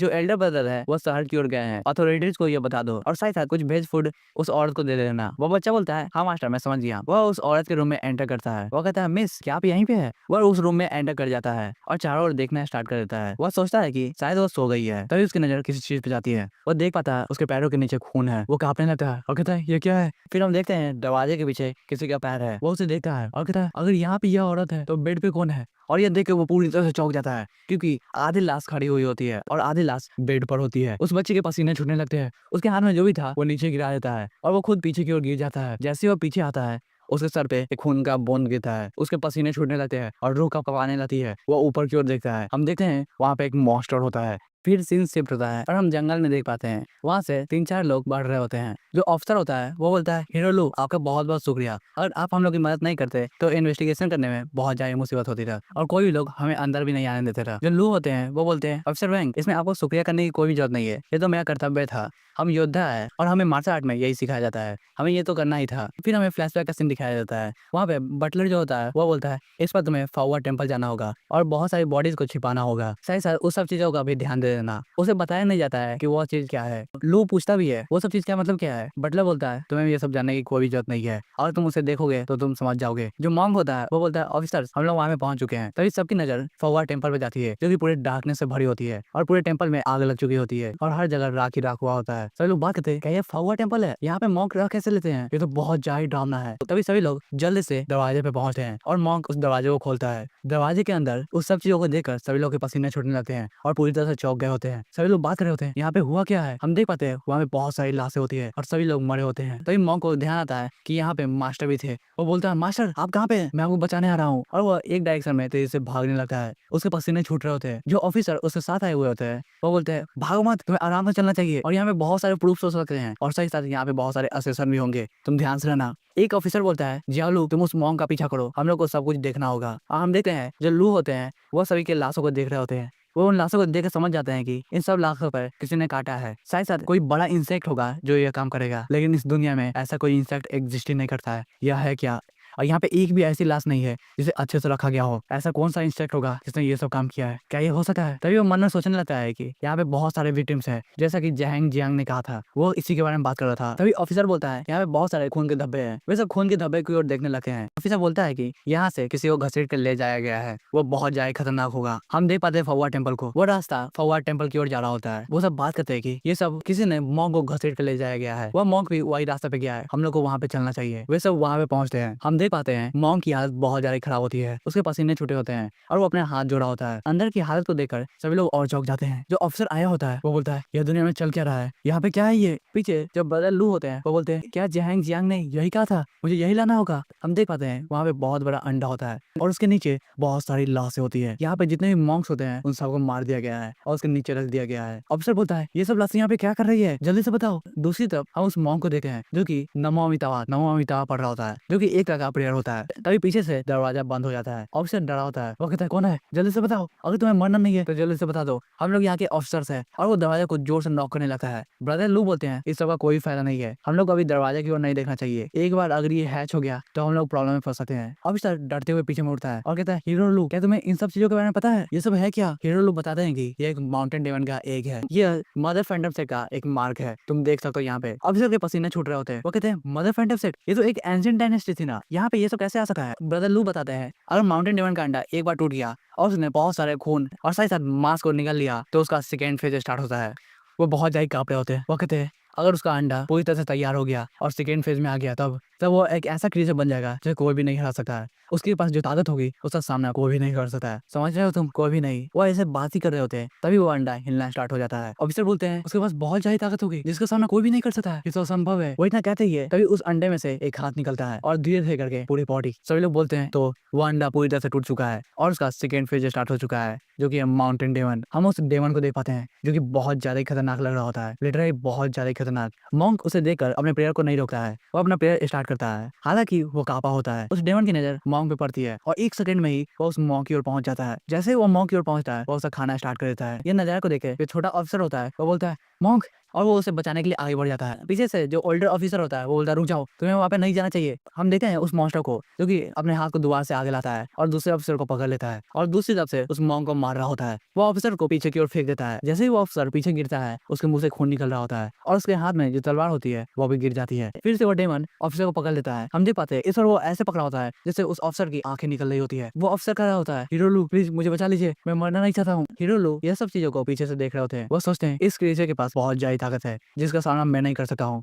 मैंने अभी तक फोर्थ बेयर को भी ब्रेक थ्रू नहीं किया है, मैं क्या करूँ, मुझे यहाँ से भाग जाना चाहिए। अगर मैंने अपनी पूरी ताकत यूज कर लिया तो मैं इस दरवाजे को तोड़ सकता हूँ, इसमें कोई प्रॉब्लम नहीं होने वाली है। लेकिन एक बार मैं निकल गया तो ये मॉन्स्टर भी यहाँ से निकल जाएगा जो कि बहुत ज्यादा खतरनाक हो सकता है। दूसरी तरफ हम देख पाते हैं वो जो ऑफिसर होता है वो बहुत ज्यादा कांप रहा होता है और वो जो मॉन्स्टर उसे खाने वाला होता है वो जोरों से चिल्लाता है। ब्रदर लोग पूरे पसीने में भीगे होते हैं। वो सोच रहे होते हैं मुझे क्या करना चाहिए, क्या मुझे यहाँ से भाग जाना चाहिए, मुझे अपने सर्वाइवल पर देखना चाहिए। अगर मैं जिंदा रहा तो सब कुछ सही रहेगा। मैंने हमेशा अपने जीवन के बारे में सोचा है, मुझे अडॉप्ट किया गया था। अगर मैं अपने आंखों को बंद कर लूं तो यहाँ पे कुछ भी नहीं हुआ है। मैंने हमेशा किसी भी चीज को नहीं देखा है। वो सोच रहे होते हैं उसी बैटल को जहाँ पे एमसी के दोस्त के साथ उसकी बैटल चल रही होती है। उस समय उन्होंने अपने आंख को बंद कर लिया होता है। वो आगे बताते हैं कि मेरे फादर एकदम सही रहेंगे तो सब कुछ सही रहेगा, लेकिन मुझे बहुत ज्यादा घिन आती है, मैं ऐसा क्यों हूँ। हम देखते हैं वो मॉन्स्टर उस ऑफिसर को खाने ही वाला होता है। वो ऑफिसर कह रहा होता है हीरो लू मुझे बचा लीजिए। तभी जो ब्रदर लू होते हैं वो अपने तलवार को निकालते हैं और उस बंदे को बचा लेते हैं। वो कहते हैं कि तो ठीक है, देखते हैं तुम्हारी ताकत कितनी है, क्या मैं तुम्हें हरा पाऊंगा या नहीं हरा पाऊंगा। फिर हमें ब्रदर लू के पास को दिखाया जाता है। हम देख पाते हैं ब्रदर लू अपने पास में हाथ में स्वॉर्ड रखे होते हैं। वो कह रहे होते हैं एक दिन मैं एक बड़ा हीरो बनूंगा जिसका सामना कोई भी नहीं कर सकता है और जो पूरा शहर है वो मुझे जानेगा। उसके बगल में एक लड़की होती है जो कि बोलती है ब्रदर लू आप तो बहुत ज्यादा ही कूल है। ब्रदर लू बोलते हैं हाँ, अब मैं कुछ ही दिनों में अपने फादर के साथ शहर में जाने वाला हूँ। उसके बाद मैं वहाँ पे बहुत ज्यादा मेहनत करूंगा जहां रेसिडेंस में, जिससे मुझे एक मौका मिल सके और मैं वहाँ पे रहने लगूंगा। उनके बगल में जो लड़की होती है वो बोलती है ब्रदर लू आप एक दिन सही में एक बहुत बड़े हीरो बनेंगे जिसको सब लोग जानेंगे। फिर हम जहां रेसिडेंस का सीन देखते हैं। वहाँ पे जो यंग मास्टर होता है वो बोलता है तुम्हें क्या लगता है तुम मार्शल आर्ट स्कूल को ज्वाइन कर लोगे, ये क्या मजाक है, और वे हंसना स्टार्ट कर देते हैं। हम देख पाते हैं कि जो यंग मास्टर है वो ब्रदर लू को बहुत ज्यादा बुली कर रहे थे और पीट रहे थे। वो आगे कहते हैं कि तुम्हारी कोई माँ नहीं है और तुम एक कचरे हो जो हमेशा कोने में ही रहता है, तुम्हें अपने फादर के साथ हमेशा कोने में रहना चाहिए, तुम्हें पता भी है तुम वहीं पे अपनी पूरी जिंदगी को बर्बाद करोगे। और वो और भी ज्यादा हंसने लगते हैं। हम देखते हैं कि वे सब वहाँ पे और ज्यादा पीटे हैं ब्रदर लू को। ब्रदर लू बहुत ज्यादा ही खास रहे होते हैं। फिर सीन शिफ्ट होता है और हम देखते हैं ब्रदर लू को उनके फादर उनके जख्मों पे कुछ लगा रहे होते हैं। वो कहते हैं कि तुमने यंग मास्टर के साथ फिर से फाइट की। ब्रदर लोग बताते हैं कि फादर वे लोग मुझे बुली कर रहे थे, मैंने कोई भी फाइट नहीं किया। उसके फादर बताते हैं कि तुम बहुत ज्यादा ही मूर्ख हो, तुम्हें बाहर की दुनिया के बारे में कुछ भी नहीं पता है, तुमसे बड़े जो लोग हैं उनका इज्जत करना सीखो, समझ गए हो। ब्रदर लोग बोलते हैं ठीक है फादर, लेकिन उस समय वो बहुत ज्यादा उदास होते हैं। उसके फादर उसे देखते हुए बोलते हैं लेकिन तुम्हें चिंता करने की कोई भी जरूरत नहीं है, तुम जिस दिन बहुत बड़े इंसान बन जाओगे तब सब तुम्हें रिस्पेक्ट करेंगे, समझ गए। फिर ब्रदर लोग सोच रहे होते हैं अगर यहाँ पे मेरे मास्टर होते तो वो क्या करते। फिर सीन शिफ्ट होता है और हमें कुछ दिनों बाद का सीन दिखाया जाता है। हम देखते हैं कि ब्रदर लोग मार्शल आर्ट स्कूल में आगे होते हैं जो मास्टर यंग होते हैं वो बोलते हैं ठीक है, तो आज से तुम मेरे सेट में आने वाले हो। मेरे सेट में जो भी बंदा आता है उसे कुछ चीज़ों का ध्यान रखना होता है। पहला चीज़, किसी भी कमज़ोर व्यक्ति को बुली नहीं करना है। दूसरा चीज़, हमेशा ही अच्छे से रहना है और अपने से बड़ों का रिस्पेक्ट करना है। फिर हम प्रेजेंट के सीन को देखते हैं जहाँ पे ब्रदर लोग अपने वेपन को निकाले होते हैं और डेमन का सामना करने के लिए रेडी होते हैं। वो कह रहे होते हैं अगर वे सब यहाँ पे होते तो वो कुछ ज़्यादा घमंडी नहीं होते। वो अपने अचीवमेंट को कभी नहीं देखते। साथ साथ जो खुद से कमज़ोर लोग हैं उन्हें कभी भी नीचा नहीं देखते और वो यह कह के आगे बढ़ जाते हैं उस डेमन की ओर जिससे वो फाइट कर सके। हम देख पाते हैं वो बहुत ज़्यादा ही पास आगे होते हैं। वो सोच रहे होते हैं हमें अपने पेरेंट्स का रिस्पेक्ट करना चाहिए, साथ साथ हमसे जो बड़े हैं उनका भी रिस्पेक्ट करना चाहिए। हमें किसी को भी हार्म नहीं करना चाहिए और हमेशा सही रास्ते पे चलना चाहिए। वो एक जोरदार अटैक उस डेमन की ओर करते हैं लेकिन वो डेमन उस अटैक से बच जाता है। ब्रदर लोग दूसरी तरफ बोल रहे होते हैं जो भी आदमी इस स्टेट में ज्वाइन करता है वो हमेशा जस्टिस के लिए फाइट करता है और हमेशा राइट रहता है। वो कभी भी गलत काम नहीं करता है। हम देख पाते हैं ब्रदर लोग ऐसे ही बहुत सारे अटैक कर रहे होते हैं लेकिन डेमन की स्पीड बहुत ज़्यादा ही होती है। इस कारण वो सभी अटैक को डॉज कर रहा होता है। दूसरी तरफ वो बोल रहे होते हैं मुझे कभी भी किसी भी कमजोर को बुले नहीं करना चाहिए था। हम देखते हैं कि उस फाइट के कारण वहाँ पे जो कैंडल रखी होती है वो कैंडल गिर जाती है और एक किताब में आग लगने लगती है। फिर हम एक पास्ट का सीन देखते हैं। वहाँ पे एक आदमी बोल रहा होता है मार्शल आर्ट स्कूल में जाने के लिए तुम्हें बहुत ज़्यादा ही मेहनत करनी होगी और वहाँ पे पहुंचने के बाद भी तुम दिन भर मेहनत करते रहोगे। तुम्हें पता है क्या तुम इसके लिए तैयार हो? फिर हम अभी का सीन देखते हैं। ब्रदर लू ने डेमन पे एक भी खरोच नहीं दिया होता है लेकिन वो डेमन ब्रदर लू को बहुत ज़्यादा टक्कर दे रहा होता है। साथ साथ उनके चेहरे पर भी बहुत ज़्यादा मार्क आगे होते हैं। हम देखते हैं कि ब्रदर लू उस डेमन के हाथ को ब्लॉक कर रहे होते हैं अपने स्वॉर्ड से। उन्हें बहुत ज़्यादा ही प्रॉब्लम हो रही होती है और फिर वो बहुत सारे अटैक करते हैं उस डेमन की ओर लेकिन वो डेमन हर अटैक को डॉज कर रहा होता है। वो बोलते हैं कि मेरी तलवार किसी भी चीज़ को काट सकती है, एक ही वार में मैं किसी को भी मार सकता हूँ। लेकिन अब भी जब भी मैं एक स्वॉर्ड को स्विंग कर रहा हूँ तब एक शाइनिंग निकलती है जो कि एक सोने की तरह होती है। हम देखते हैं कि बहुत सारे अटैक ब्रदर लू किए होते हैं लेकिन अभी डेमन को कुछ भी नहीं हुआ होता है। वो बहुत ज़्यादा ही थक चुके थे। फिर उन्हें कुछ और याद आता है, एक पास्ट का सीन जिसमें बताया जाता है कि मास्टर यंग अकेले खड़े थे और उनके सामने बहुत सारे मॉन्स्टर थे जिनका सामना मास्टर यंग ने अकेले किया था। साथ ही साथ उस फाइट के बाद जो मॉन्स्टर थे वो बहुत ज्यादा जख्मी हो गए थे। हम देखते हैं कि अब मॉन्स्टर ने ब्रदर लू के हाथ को पकड़ लिया होता है अपने दांतों से। ब्रदर लू अभी रुकते नहीं है, वो अपने स्वॉर्ड को पकड़ते हैं और एक छलांग मारते हैं ऊपर की ओर। हम देख पाते हैं कि उस समय ब्रदर लू की हाथ वो टूट गया होता है लेकिन ब्रदर लू रुकते नहीं है। वो एक जोरदार छलांग मार के उस मॉन्स्टर के ऊपर आ जाते हैं और लास्ट में एक जोरदार जंप मारते हुए उस मॉन्स्टर के छाती में उस स्वॉर्ड को घुसा देते हैं। वो बोलते हैं कि मुझे माफ करना, मैं अब यहाँ से नहीं निकल सकता हूँ। मुझे लग रहा है कि मुझे अपना कुर्बानी देनी होगी। हम देख पाते हैं यह सीन बहुत ज्यादा ही बैडस लग रहा होता है। ब्रदर लोग बोलते हैं कि तो ठीक है, मैं तुम्हें बस एक जख्मी दे सकता हूँ लेकिन इतना काफी है सभी लोग को प्रोटेक्ट करने के लिए। हम देखते हैं मॉन्स्टर को जिसे बहुत ज्यादा ही दर्द हो रहा होता है, वो भी पहली बार। पीछे से ऑफिसर देख रहा होता है और कहता है ये सब कुछ सही है हीरो, तुम सही में एक रियल हीरो हो। ब्रदर लोग ये सब सुनते हैं और कहते हैं हीरो। वो बोलते हैं कि इस दुनिया में मेरे से भी अच्छे इंसान है जो हीरो कहलाने के लायक है। ये कहते हुए ब्रदर लोग को वेड की याद आ रही होती है क्योंकि उसने अपने दोस्तों को बचाया था। फिर हमें एक लास्ट फ्लैशबैक का सीन दिखाया जाता है जहाँ पे जो यंग मास्टर होता है वो बोलता है जाओ और उन बच्चों के दांत को तोड़ दो। हम देख पाते हैं वहाँ पे दो गरीब बच्चे होते हैं। ब्रदर लोग वो बातों को सुनते हैं। यंग मास्टर और कहते हैं अगर तुम उनके दांतों को नहीं तोड़ोगे तो तुम्हें पता है ना आज किसके दांत टूटेंगे। उस समय यह कहते हुए वो बहुत ज्यादा क्रीपी स्माइल दे रहा होता है। ब्रदर लोग उन सबके पास जाते हैं और कहते हैं मैं मुझे माफ करना, मुझे माफ करना। ये कहते हुए उनके हाथ कांप रहे होते हैं। वो सोच रहे होते हैं मुझे पावरफुल बनना होगा नहीं तो मैं ऐसे ही कमजोरों को मारता रहूंगा। फिर सीन शिफ्ट होता है और हमें कुछ घंटों बाद सीन दिखाया जाता है। हम देखते हैं कि पावर टेम्पल की आग पूरी तरह से बुझ चुकी होती है और सभी जगह राख ही राख होता है। वहाँ में बहुत सारे ऑफिसर्स होते हैं। उनमें से एक ऑफिसर बोलता है हमने ढूंढ लिया, वे सब यहाँ पे हैं। वे सब उसी रूम में एंटर करते हैं जहाँ पे ब्रदर लोग उस मॉन्स्टर से फाइट कर रहे होते हैं। वे सब ब्रदर लोग के बॉडी को देखे हैं जो कि पूरी तरह से जली होती है। वे सब बात कर रहे होते हैं यहाँ पे क्या हुआ था, ये बंदा कौन है जो अपने स्वॉर्ड को इस डेमन के चेस्ट में गाड़ा हुआ है। तभी ब्रदर लोग के पॉकेट से एक टोकन गिरता है। एक ऑफिसर उस टोकन को उठाता है और उस पर उनका नाम देखा है। फिर हम उस फ्लैशबैक के सीन को कंटिन्यू करते हैं। वहाँ पे हम देखते हैं कि ब्रदर लोग उन बच्चों को पीटते नहीं है, वो उन्हें कुछ ऑफर करते हैं। वो बच्चे बोलते हैं बिग ब्रदर आप हमारी मदद क्यों कर रहे हैं। फिर हम ब्रदर लोग को देखते हैं जिनकी हालत बहुत ज्यादा ही खराब होती है, साथ साथ उनके दांत भी टूटे होते हैं। वो कहते हैं कि क्योंकि मैं एक हीरो हूँ और हीरो कभी भी कमजोरों को बुली नहीं करता है। भाई लिटरली ये बहुत ज्यादा ही अच्छा चैप्टर था और इसी के साथ जो ब्रदर लोग है वो मारे गए। फिर हम जहाँ मैंसन का सीन देखते हैं वहाँ पे एक बंदा बोल रहा होता है तुम सही में कचरे हो और कुछ नहीं, तुम्हें मैंने एक काम दिया था लेकिन तुमने वो भी नहीं किया। फिर हम देखते हैं कि मास्टर स्टुअर्ट को पीट रहे होते हैं। वो बोलते हैं तुमने एक काम क्यों नहीं किया अच्छे से, तुम्हें पता भी है हम लोग को कितना ज्यादा प्रॉब्लम हो सकता है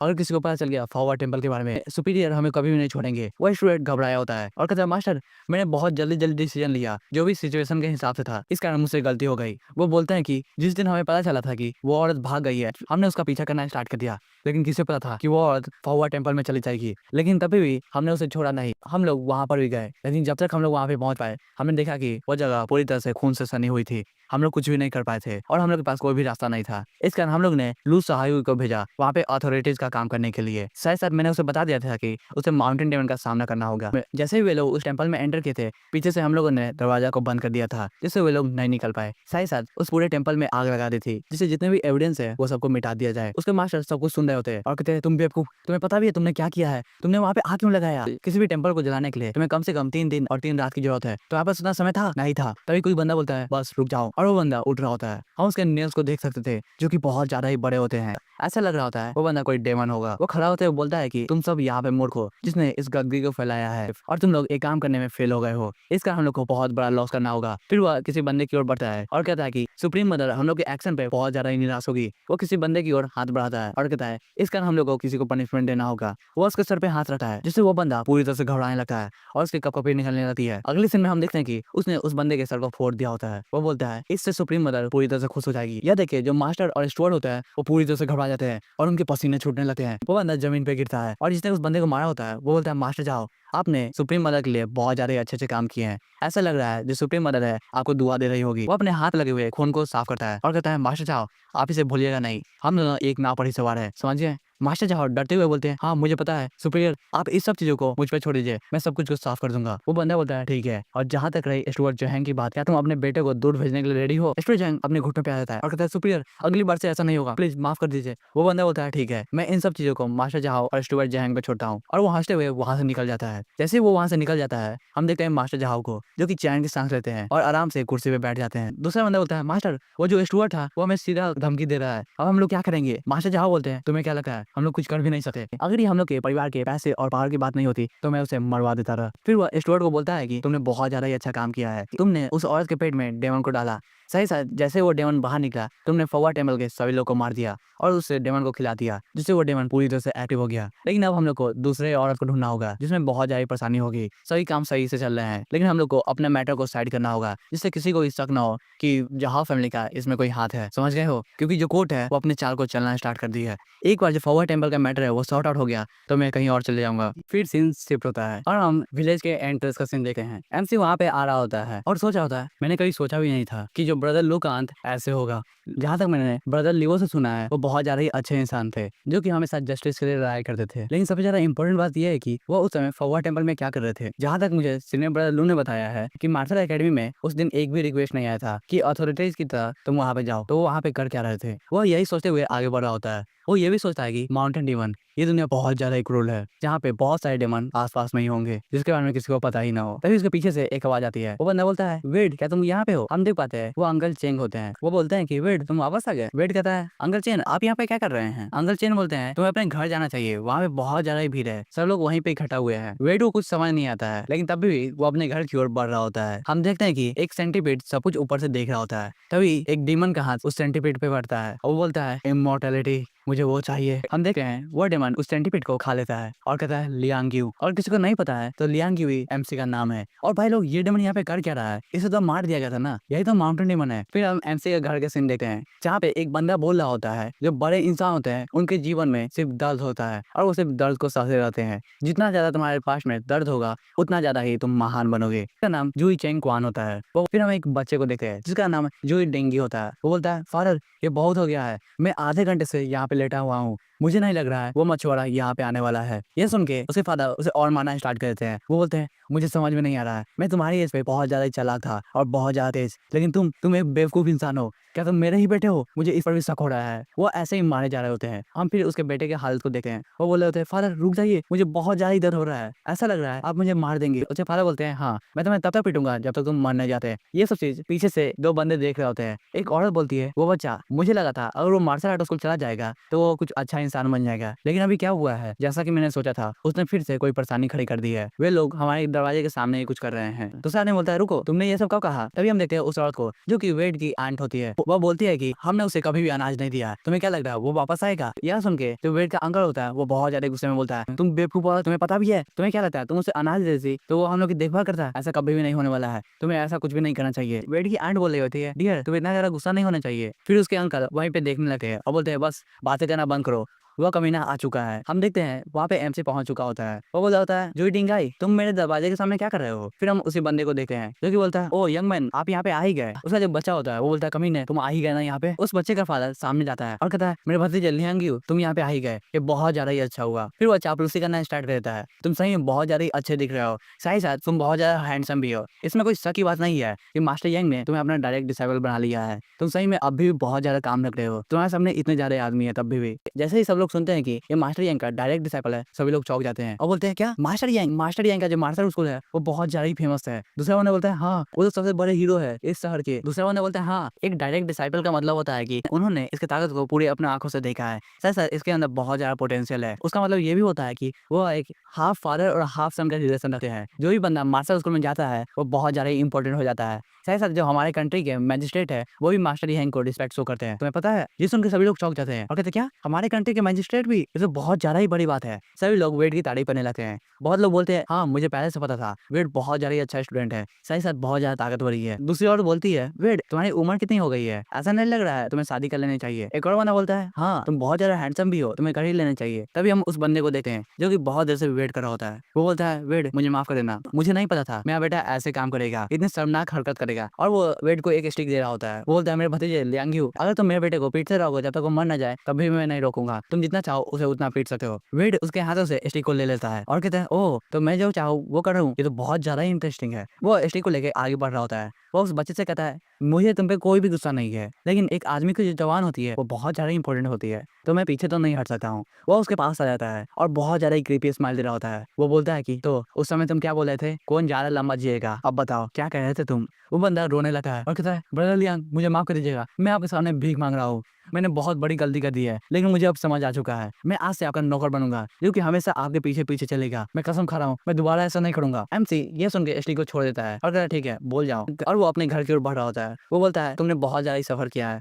और साथ ही साथ तुम कोई मास्टर माइंड नहीं थे, इस कारण मैं तुम्हें छोड़ रहा हूँ। क्या देखिए वो बच्चा बहुत ज्यादा ही खुश होता है और मन में ही कहता है, ब्रदर लियांग आपका बहुत बहुत शुक्रिया, आपने बहुत ज्यादा ही अच्छा काम किया है। तभी उसके फादर उसे रोक लेते हैं और कहते हैं, वेट वहीं पे रुक जाओ। यह देखिए वो जो बच्चा होता है वो मन में सोचने लगता है, ये क्या बात है, ये मेरे सही में फादर है? मुझे तो ये भी शक हो रहा है कि मैं कहीं एडॉप्टेड सन तो नहीं हूँ। उसके फादर अपने सर्वेंट को बुलाते हैं और बोलते हैं, लियांग तुम बहुत ज्यादा अच्छे इंसान हो और बहुत ज्यादा दयालु भी हो, लेकिन मैं इस मैटर को ऐसे ही नहीं जाने दूंगा। मैंने तुम्हारे लिए 200 सिल्वर टैक्स को इकट्ठा किया है और तुम्हें गिफ्ट में देने के लिए बात की है। सभी लोग जैसे ही सिल्वर कॉइन को देखते हैं पूरी तरह से चौंक जाते हैं। बहुत लोग बात कर रहे होते हैं, ये तो मैंने पहली बार देखा है, मुझे लगा भी नहीं था मैं इतने सारे सिल्वर्स को एक बार में देख पाऊंगा। इतने सारे सिल्वर को देखे जो वेट के अंकल होते हैं वो भी अपने दरवाजे को खोल देते हैं और कहते हैं, मेरे प्यारे भतीजे सभी लोग साइड हो जाए वहां से। वो उस बंदे के पास आ जाते हैं और चापलूसी करना स्टार्ट कर देते हैं। वो बोलते हैं, मैं लियांगियो का एक रियल अंकल हूँ और मैं इसके बहुत ज्यादा ही करीब हूँ, तो आपने जो कंपेंसेशन की बात की है वो मुझसे डिस्कस कर सकते हैं। जितने भी गांव वाले होते हैं वो उसे देखे बहुत ज्यादा गुस्से में आ जाते हैं। वो बोलते हैं, लियांग गुआंगटियान तुम्हें शर्म भी आ रही है? जब वेड भूख से मर रहा था तब तुमने अपना दरवाजा भी नहीं खोला था और एक टाइम का राशन भी नहीं दिया था। अब जैसे ही पैसे की बात आई तुम सामने आ गए, तुम्हें शर्म आनी चाहिए। और क्या बोल रहे हो मेरा प्यारा भतीजा? ये सुन के जो वेड के अंकल होते हैं वो बहुत ज्यादा गुस्से में आ जाते हैं और कहते हैं, तुम लोग होते कौन है जो मेरे परिवार के बारे में बात करते हैं? तुम्हें पता भी है मैं उसका रियल अंकल हूँ और साथ ही साथ एक पेरेंट भी। वे सब दूर झगड़ा कर ही रहे होते हैं। तभी जो आदमी सिल्वर कॉइन दे रहा होता है वो वेट से पूछता है, वेट ये कौन है? वेट बोलता है, मैं इन्हें नहीं जानता हूँ। फिर वो याद करने लगता है जो ये रियल बॉडी का ऑनर था वो इसके सामने भीख मांग रहा था कि मुझे खाने के लिए कुछ दे दो, जबकि ये इसके रिलेटिव थे, लेकिन तभी भी उन्होंने थोड़ी भी दया नहीं दिखाई। और अब जब फायदे की बात आई तो वो यहाँ पे आ गए। सही में मुझे घिन आ रही है ऐसे लोगों से। फिर वेट जाते हुए बोलता है, अगर आप ऐसे ही मदद करना चाहते हैं तो जो आने वाला फेस्टिवल है उसमें आप जितने भी नॉर्मल इंसान है उन सबको 100 कॉपर कॉइन दे दीजिए, इसमें सबकी मदद हो जाएगी। और साथ ही साथ अगर आपको और भी ज्यादा पैसे डोनेट करने हैं तो वहाँ पे आप फ्री मील्स भी दे सकते हैं, जिससे जितने भी गरीब लोग हैं उनकी सहायता हो जाएगी। और साथ ही साथ जो नया साल है वो भी वो अच्छे से मना पाएंगे। और वो यह कहते हुए अपने रूम में एंटर कर जाता है। सभी लोग शाबाशी दे रहे होते हैं, वेट तुम बहुत ज्यादा अच्छे हो, तुम्हारा बहुत बहुत शुक्रिया वेट। फिर एमसी अपने रूम में आ जाता है और अपने दरवाजे को बंद कर लेता है। वो बोलता है कि तो आखिरकार ये खत्म हो ही गया। वो अपने बॉडी को स्ट्रेच करता है और सोचता है, लास्ट पर मैंने मार्शल आर्ट की प्रैक्टिस बहुत समय पहले की थी, अब मुझे अपने स्किन को डिफाइन करने की बारी आ चुकी है। ऐसा लग रहा है अब ये मेरा आखिरी बार है, अब मैं ब्रेक थ्रू कर ही लूंगा। वो अपने गर्दन को चटकाता है और कहता है, अगर मैं गलती नहीं कर रहा हूँ तो मेरा ब्रेक थ्रू आराम से हो जाएगा। वो एक बकेट में पानी भरता है और अपने कपड़े को खोल देता है। वो पानी के टेम्परेचर को चेक करता है और सोच रहा होता है, तो ब्रेक थ्रू करने का टाइम आ चुका है, ये सबसे ज्यादा डेंजरस प्रोसेस हो सकता है, मेरा जो फिजिकल कूलिंग है वो भी गड़बड़ा सकती है, इसका मुझे जरूरत है इस पानी की। वो उस पानी में बैठ जाता है और मेडिटेट करना स्टार्ट कर देता है। वो बोलता है कि मेरा ब्रेक थ्रू करने का प्रोसेस अब स्टार्ट होता है। फिर हम देख पाते हैं एमसी के चारों ओर धुआं इकट्ठा होने लगता है एमसी बहुत ज्यादा मेहनत से कल्टीवेट कर रहा होता है। जितनी भी सारी एनर्जी है वो एक जगह इकट्ठा हो रही होती है। थोड़ी देर बाद हम देखते हैं कि एमसी ब्रेक थ्रू कर लिया होता है। उसकी एक आंख चमक रही होती है। वो बहुत ज्यादा तेजी से सांस ले रहा होता है और कहता है तो मैंने स्किन बैरियर में ब्रेक थ्रू कर ही लिया है, तो ऐसा महसूस होता है। वो अपने हाथ में पावर को इकट्ठा करता है और कहता है ओ अब मैं 250 किलो तक पानी को कंट्रोल कर सकता हूँ। ये बहुत ज्यादा ही अच्छा है अगर पहले से मैं कंपेयर करूँ तो। लेकिन जो सिस्टम का फ्यूजन वाला प्रोसेस है वो अभी तक नहीं बढ़ा है। फिर हम उसके एट्रीब्यूट्स को देख पाते हैं। उसका जो फ्यूजन है वो अभी तक 49% पे ही अटका हुआ है, वो अभी तक नहीं बढ़ा है। एमसी अपने हाथ की ओर देखा है और कहता है मैंने कभी सोचा भी नहीं था स्किन बैरियर में ब्रेक थ्रू करने के बाद इतना बड़ा इफेक्ट होगा यहाँ पे। मैं अब बहुत चीज को कंट्रोल कर सकता हूँ। लग रहा है कुछ और बार मैं ब्रेक थ्रू करूंगा तो मैं एक वाटर को भी कंट्रोल कर सकता हूँ। ये बहुत ज्यादा ही बढ़िया होगा। मेरी जितनी भी 2 एबिलिटीज है वो बहुत ज्यादा ही अच्छे से काम करती है। जो भी नॉर्मल आदमी है वो आराम से फंस जाएगा। मैं आधा मेहनत करता हूँ और मेरे जो रिवॉर्ड्स है वो दोगुना है। मैं बहुत ज्यादा ही खुश हूँ। वो ये सोचते हुए अपने दरवाजे को खोल देता है। वो जैसे ही अपने दरवाजे को खोलता है वैसे ही एक बंदे से वो दरवाजा टकरा जाता है। हम देखते हैं वो वेट के अंकल होते हैं। वो नीचे की ओर गिर जाते हैं और उनके नाक पे चोट लग जाती है। वो बोलते हैं अगर तुम यहाँ पे नहीं होते वेट तो मुझे बहुत ज्यादा गुस्सा था अगर ये काम कोई और करता है। वेट बोलता है लियांग वांग तुम यहाँ पे क्या कर रहे हो। वेट के अंकल होते हैं तुम्हारे अंकल बहुत ज्यादा चिंतित थे। उन्हें लग रहा था कि तुम बहुत ज्यादा भूखे होंगे और रात को अच्छे से सोए नहीं होंगे। इस कारण मैं तुम्हारे लिए राइस लाया हूँ, चलो हम दोनों एक साथ खाते हैं। एमसी अपने दरवाजे को बंद करता है और कहता है अपना खाना अपने पास रखो, मेरे पास बहुत ज्यादा ही खाना है। और सोचने लगता है इस दुनिया में जो राइस है वो बहुत ज्यादा इंपॉर्टेंट है, कोई भी ऐसे ही नहीं देता है। और वो अपने दरवाजे को बंद कर रहा होता है। जैसे वो दरवाजे को बंद करता है उसके जो अंकल होते हैं वो दरवाजे को पकड़ लेते हैं और कहते हैं रुको। लेकिन एमसी दरवाजे को एकदम बंद कर देता है और तभी द्वार से उस दरवाजे को खोलता है जिससे उसके अंकल द्वार से गिर जाते हैं। वो बोलते हैं तुम क्या कर रहे हो, मैं तुम्हारा रियल अंकल हूँ। वो बहुत ज्यादा गुस्से में आ जाते हैं और उनके नाक से खून निकल रहा होता है। वो बोलते हैं कि ये घर भी मेरा है, तुम्हें पता है मैं तुम्हें रहने दे रहा हूँ यहाँ पे। सभी लोग इस चीज को देख रहे होते हैं। उसके अंकल बहुत ज्यादा गुस्से में आ जाते हैं। वो कहते हैं कि मास्टर जू ने तुम्हें इतने ज्यादा पैसे ऑफर किए थे लेकिन तुमने उनमें से एक भी पैसा नहीं लिए, क्या तुम बेवकूफ हो। वो बहुत ज्यादा गुस्से में थे। वो बोल रहे होते हैं तुम्हें उन पैसे को ले लेना चाहिए और अपने कजन का हेल्प करना चाहिए, उसे भी बहुत सारे मदद की जरूरत है। तुम्हें अपने से एल्डर्स का रिस्पेक्ट करना चाहिए, तुम्हें पता भी है मैं तुम्हारा हाफ फादर हूँ और सही सर इस ब्रांच का हेड भी। अभी वेट गुस्से में आता है। अगर लियांग क्या तुम्हें मरना है तो जल्दी से बोल दो। ये देखिए जो वेट के अंकल होते हैं वो घबरा जाते हैं और कहते हैं तुम, और सोचने लगते हैं कुछ समय पहले ही ये बहुत ज्यादा शांत था लेकिन पूरी तरह से ये बदल चुका है। ये इतना लंबा कब से हो गया। वो पीछे भागने लगते हैं। वो चिल्ला के बोलते हैं कोई यहाँ पे देखो, ये बहुत ज्यादा निर्दयी बच्चा है, ये मुझे मारने की कोशिश कर रहा है।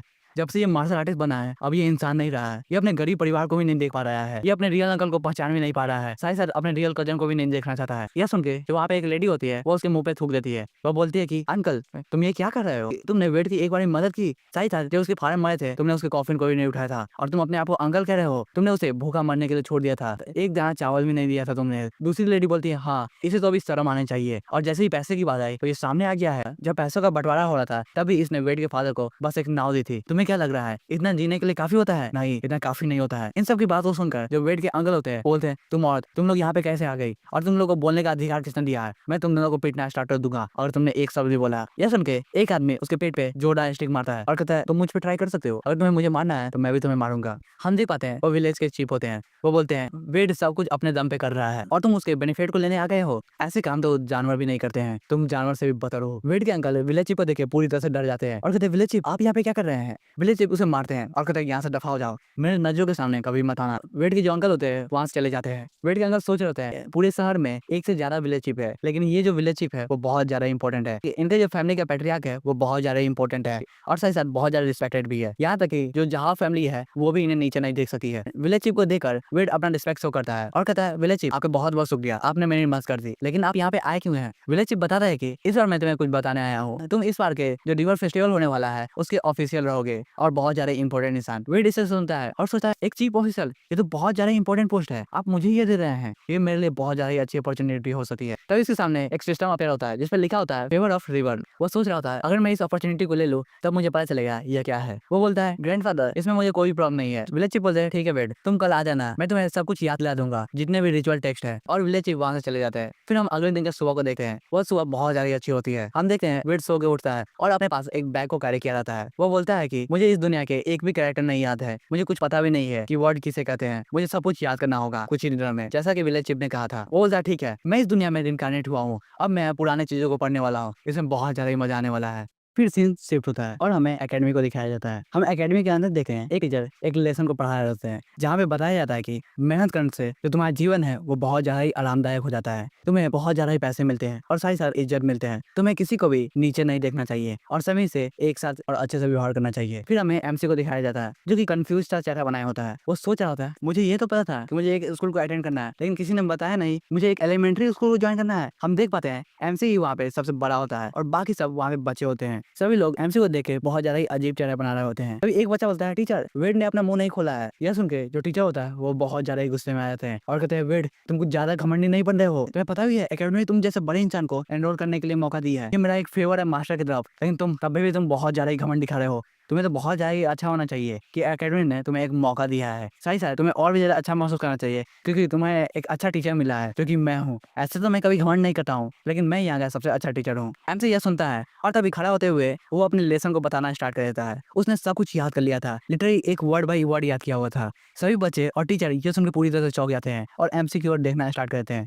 एमसी सब कुछ बता रहा होता है जो भी टीचर ने अभी बताया होता है, सेम चीज। और बोलता है कि हमें किसी चीज को भी नीचे नहीं देखना चाहिए। आप जो पढ़ाते हैं उसमें सभी सब्जेक्ट कवर होते हैं। जो बच्चा कंप्लेन किया होता है वो भी एमसी की तरफ देख रहा होता है, वो भी चौंकने चेहरे से, क्योंकि वह पूरी तरह से चौंक गया होता है। एमसी आगे बताता है हमारे आसपास जितने भी कीड़े होते हैं, जितने भी पौधे होते हैं, जितने भी वेपन्स, आर्मर, बीस्ट, यहाँ तक कि टाइगर, सब कुछ एक पढ़ाई का हिस्सा है और हम लोग को सबका इज्जत करना चाहिए। फिर वह टीचर को रिस्पेक्ट शो करता है और कहता है टीचर मैंने सब कुछ पहले ही याद कर लिया है। और मन ही मन सोच रहा होता है मैं अपने समय पे यूनिवर्सिटी का टॉप स्टूडेंट था, ये सब याद करना तो मेरे लिए भाई बच्चों का खेल है। सब कुछ को याद किए हुए देख टीचर पूरी तरह से परेशान होते हैं और बहुत ज्यादा चौके होते हैं। उनका जो मुंह होता है वो खुला का खुला रहता है। तभी वेट करता है टीचर ऐसा लगता है आपका जो पढ़ाने का मेथड है वो बहुत ज्यादा ही खराब है। ये सुनकर टीचर बहुत ज्यादा ही गुस्से में आ जाते हैं और कहते हैं तुम कमीने, तुम्हें पता भी है हम लोग तो एक दया कर रहे हैं तुम्हें रखे और तुम इतना ज्यादा घमंड दिखा रहे हो, तुम्हें आराम से रहना चाहिए। ये जो पढ़ाने का मेथड है वो हमारे पूर्वज पास डाउन करते आ रहे हैं और तुम्हें क्या लग रहा है हम लोग इसमें गलती ढूंढेंगे? नहीं, हमें इसका रिस्पेक्ट करना चाहिए, समझ गए? फिर वो बोलते हैं मैं तुम्हें नीचे नहीं देख रहा हूँ, लेकिन तब भी तुम इतने ज्यादा बड़े हो और ऐसी बातें कर रहे हो, तुम्हें शर्म आनी चाहिए। तभी एमसी समझाना स्टार्ट करता है जो एकेडमी है वो फैनिक मेथड को यूज करती है जो कि बहुत ज्यादा अच्छा है लेकिन बहुत ज्यादा कॉम्प्लेक्स भी है, जिसमें आपको बहुत ज्यादा नॉलेज की जरूरत होती है और कैरेक्टर को समझना पड़ता है। वो बताने लगा है जो कैरेक्टर माओ है उसे मोह से और पाव से लाया गया है, लेकिन अगर मैं अपना मेथड को यूज करूँ तो उसमें मैं हर एक चीज को अपना एक कैरेक्टर बना देता हूँ जो कि एक सिंबल होता है, उसे हम लोग कहते हैं स्पेसिफिक प्रोनाउंसिएशन। उसके बाद वो बोलता है मैं उसे कहता हूँ सिस्टम पेनियन। तभी एक टीचर बोलता है ये तो बहुत ज्यादा ही सिमिलर है फैनिक से और साथ ही साथ बहुत ज्यादा आसान भी है। सभी लोग उसी ओर देखने लगते हैं और बहुत ज्यादा चौंक जाते हैं। हम देखते हैं वहाँ पे एक बंदा आया होता है जिसका नाम होता है सी हैंगी। वो बोलता है तो मुझे और बताओ जिसके बारे में तुम बोल रहे थे फिनोटिक सिंबल, तुमने इसके बारे में बोला ना अभी। सभी बच्चे उसे देखने लगते हैं। एक बच्चा बोलता है मिस्टर सी, दूसरा बंदा बोलता है हाँ ये तो ग्रेट सुन डायनेस्टी के कैपिटल के बहुत ज्यादा ही अच्छा टीचर है। फिर वहाँ के जो टीचर होते हैं वो रिस्पेक्ट शो करने लगते हैं। वो बोलते हैं मिस्टर सी आपका यहाँ क्यों आना हुआ? फिर हमें थोड़ी देर बाद का सीन दिखाया जाता है। हम देखते हैं मिस्टर सी बोल रहे होते हैं ये तो बहुत ज्यादा इंटरेस्टिंग है और पीछे जो एमसी का टीचर होता है वो बोल रहा होता है ये फालतू चीजें है, भगवान मुझे माफ कर दीजिएगा, मैं ऐसी फालतू चीजें सुनने जा रहा हूँ लेकिन मैं अभी अपने कानों को बंद नहीं कर सकता हूँ। मिस्टर सी बोलते हैं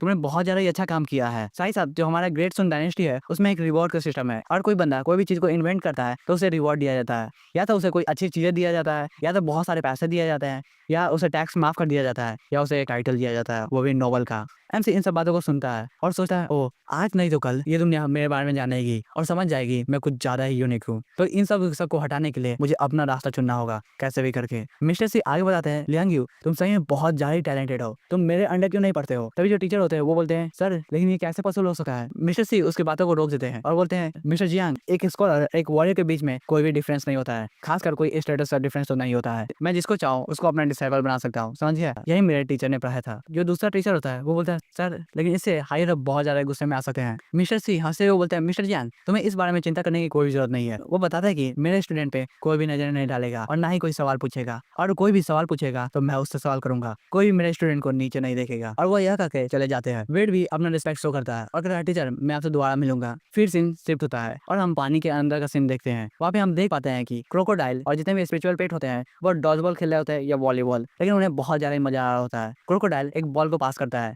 क्रैब उस बॉल को पकड़ लेता है। उसके बाद हम देखते हैं दूसरा जो स्पेशल फिश होता है वो बॉल के आने का वेट कर रहा होता है।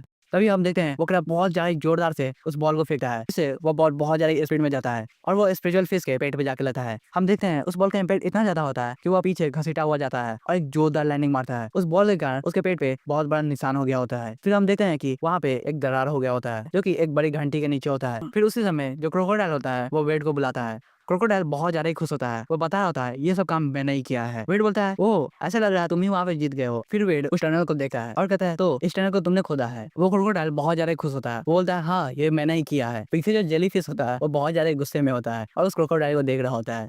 एमसी भी बहुत ज्यादा ही अजीब शक्ल बनाता है और कहता है स्टॉबी तुम्हें बहुत ज्यादा ही अमेजिंग हो। फिर वो उस टनल में चले जाता है। वो अंदर जाते हुए सोच रहा होता है ये जगह कुछ ज्यादा ही बड़ी है जितना मैंने सोचा भी नहीं था। उसके आसपास बहुत सारे पेड़ निकले होते हैं। वो बोल रहा होता है इस पेड़ से बहुत ज्यादा रोशनी आ रही है। ऐसा लग रहा है ऊपर और भी ज्यादा जगह है, मुझे वहाँ पे जाना चाहिए। तभी वह एक पेड़ की डाली को पकड़ लेता है और कहता है ये कुछ ज्यादा ही सॉफ्ट है और वो उसे चबाना स्टार्ट कर देता है। थोड़ी देर बाद हम देखते हैं एमसी थूक रहा होता है और कहता है मैं इसे काट भी नहीं पा रहा हूँ, ये कुछ ज्यादा ही हार्ड है। फिर वो बोलता है स्ट्रॉबेरी, चंकी, फिश, चलो आगे बढ़ो, मैं बताता हूँ ये तीनों इनके पेट के नाम है। अब भाई बहुत ज्यादा अजीब नाम है सही में। एमसी उस जगह में एंट्री करता है और कहता है इसके अंदर पानी नहीं है, यहाँ पे पूरा हवा है। वो अंदर जा रहा होता है तभी उसकी नजर एक जगह पे जाती है। वो बोल रहा होता है जितने भी डाली है वो सब वहां से निकल रहे हैं, हम लोग को वहाँ पे चेक करना चाहिए। तभी हम देखते हैं उसके पीछे एक मॉन्स्टर आया होता है। वो एक जोरदार अटैक एमसी पे करता है लेकिन एमसी उसे डॉज कर लेता है। हम देखते हैं उस अटैक का स्पीड बहुत ज्यादा होता है जिससे जो सामने पड़ा हुआ पत्थर होता है वो भी टूट जाता है। वेट कहता है तुम कुछ ज्यादा ही स्लो हो, मैंने तुम्हें बहुत पहले ही देख लिया था। तभी हम उस मॉन्स्टर को देख पाते हैं। वह एक वाटर सेंटीपीड होता है। वह एक जोरदार छलांग मारता है और एमसी की ओर बढ़ रहा होता है। एमसी वहाँ पे बहुत ज्यादा ही आराम से खड़े रहता है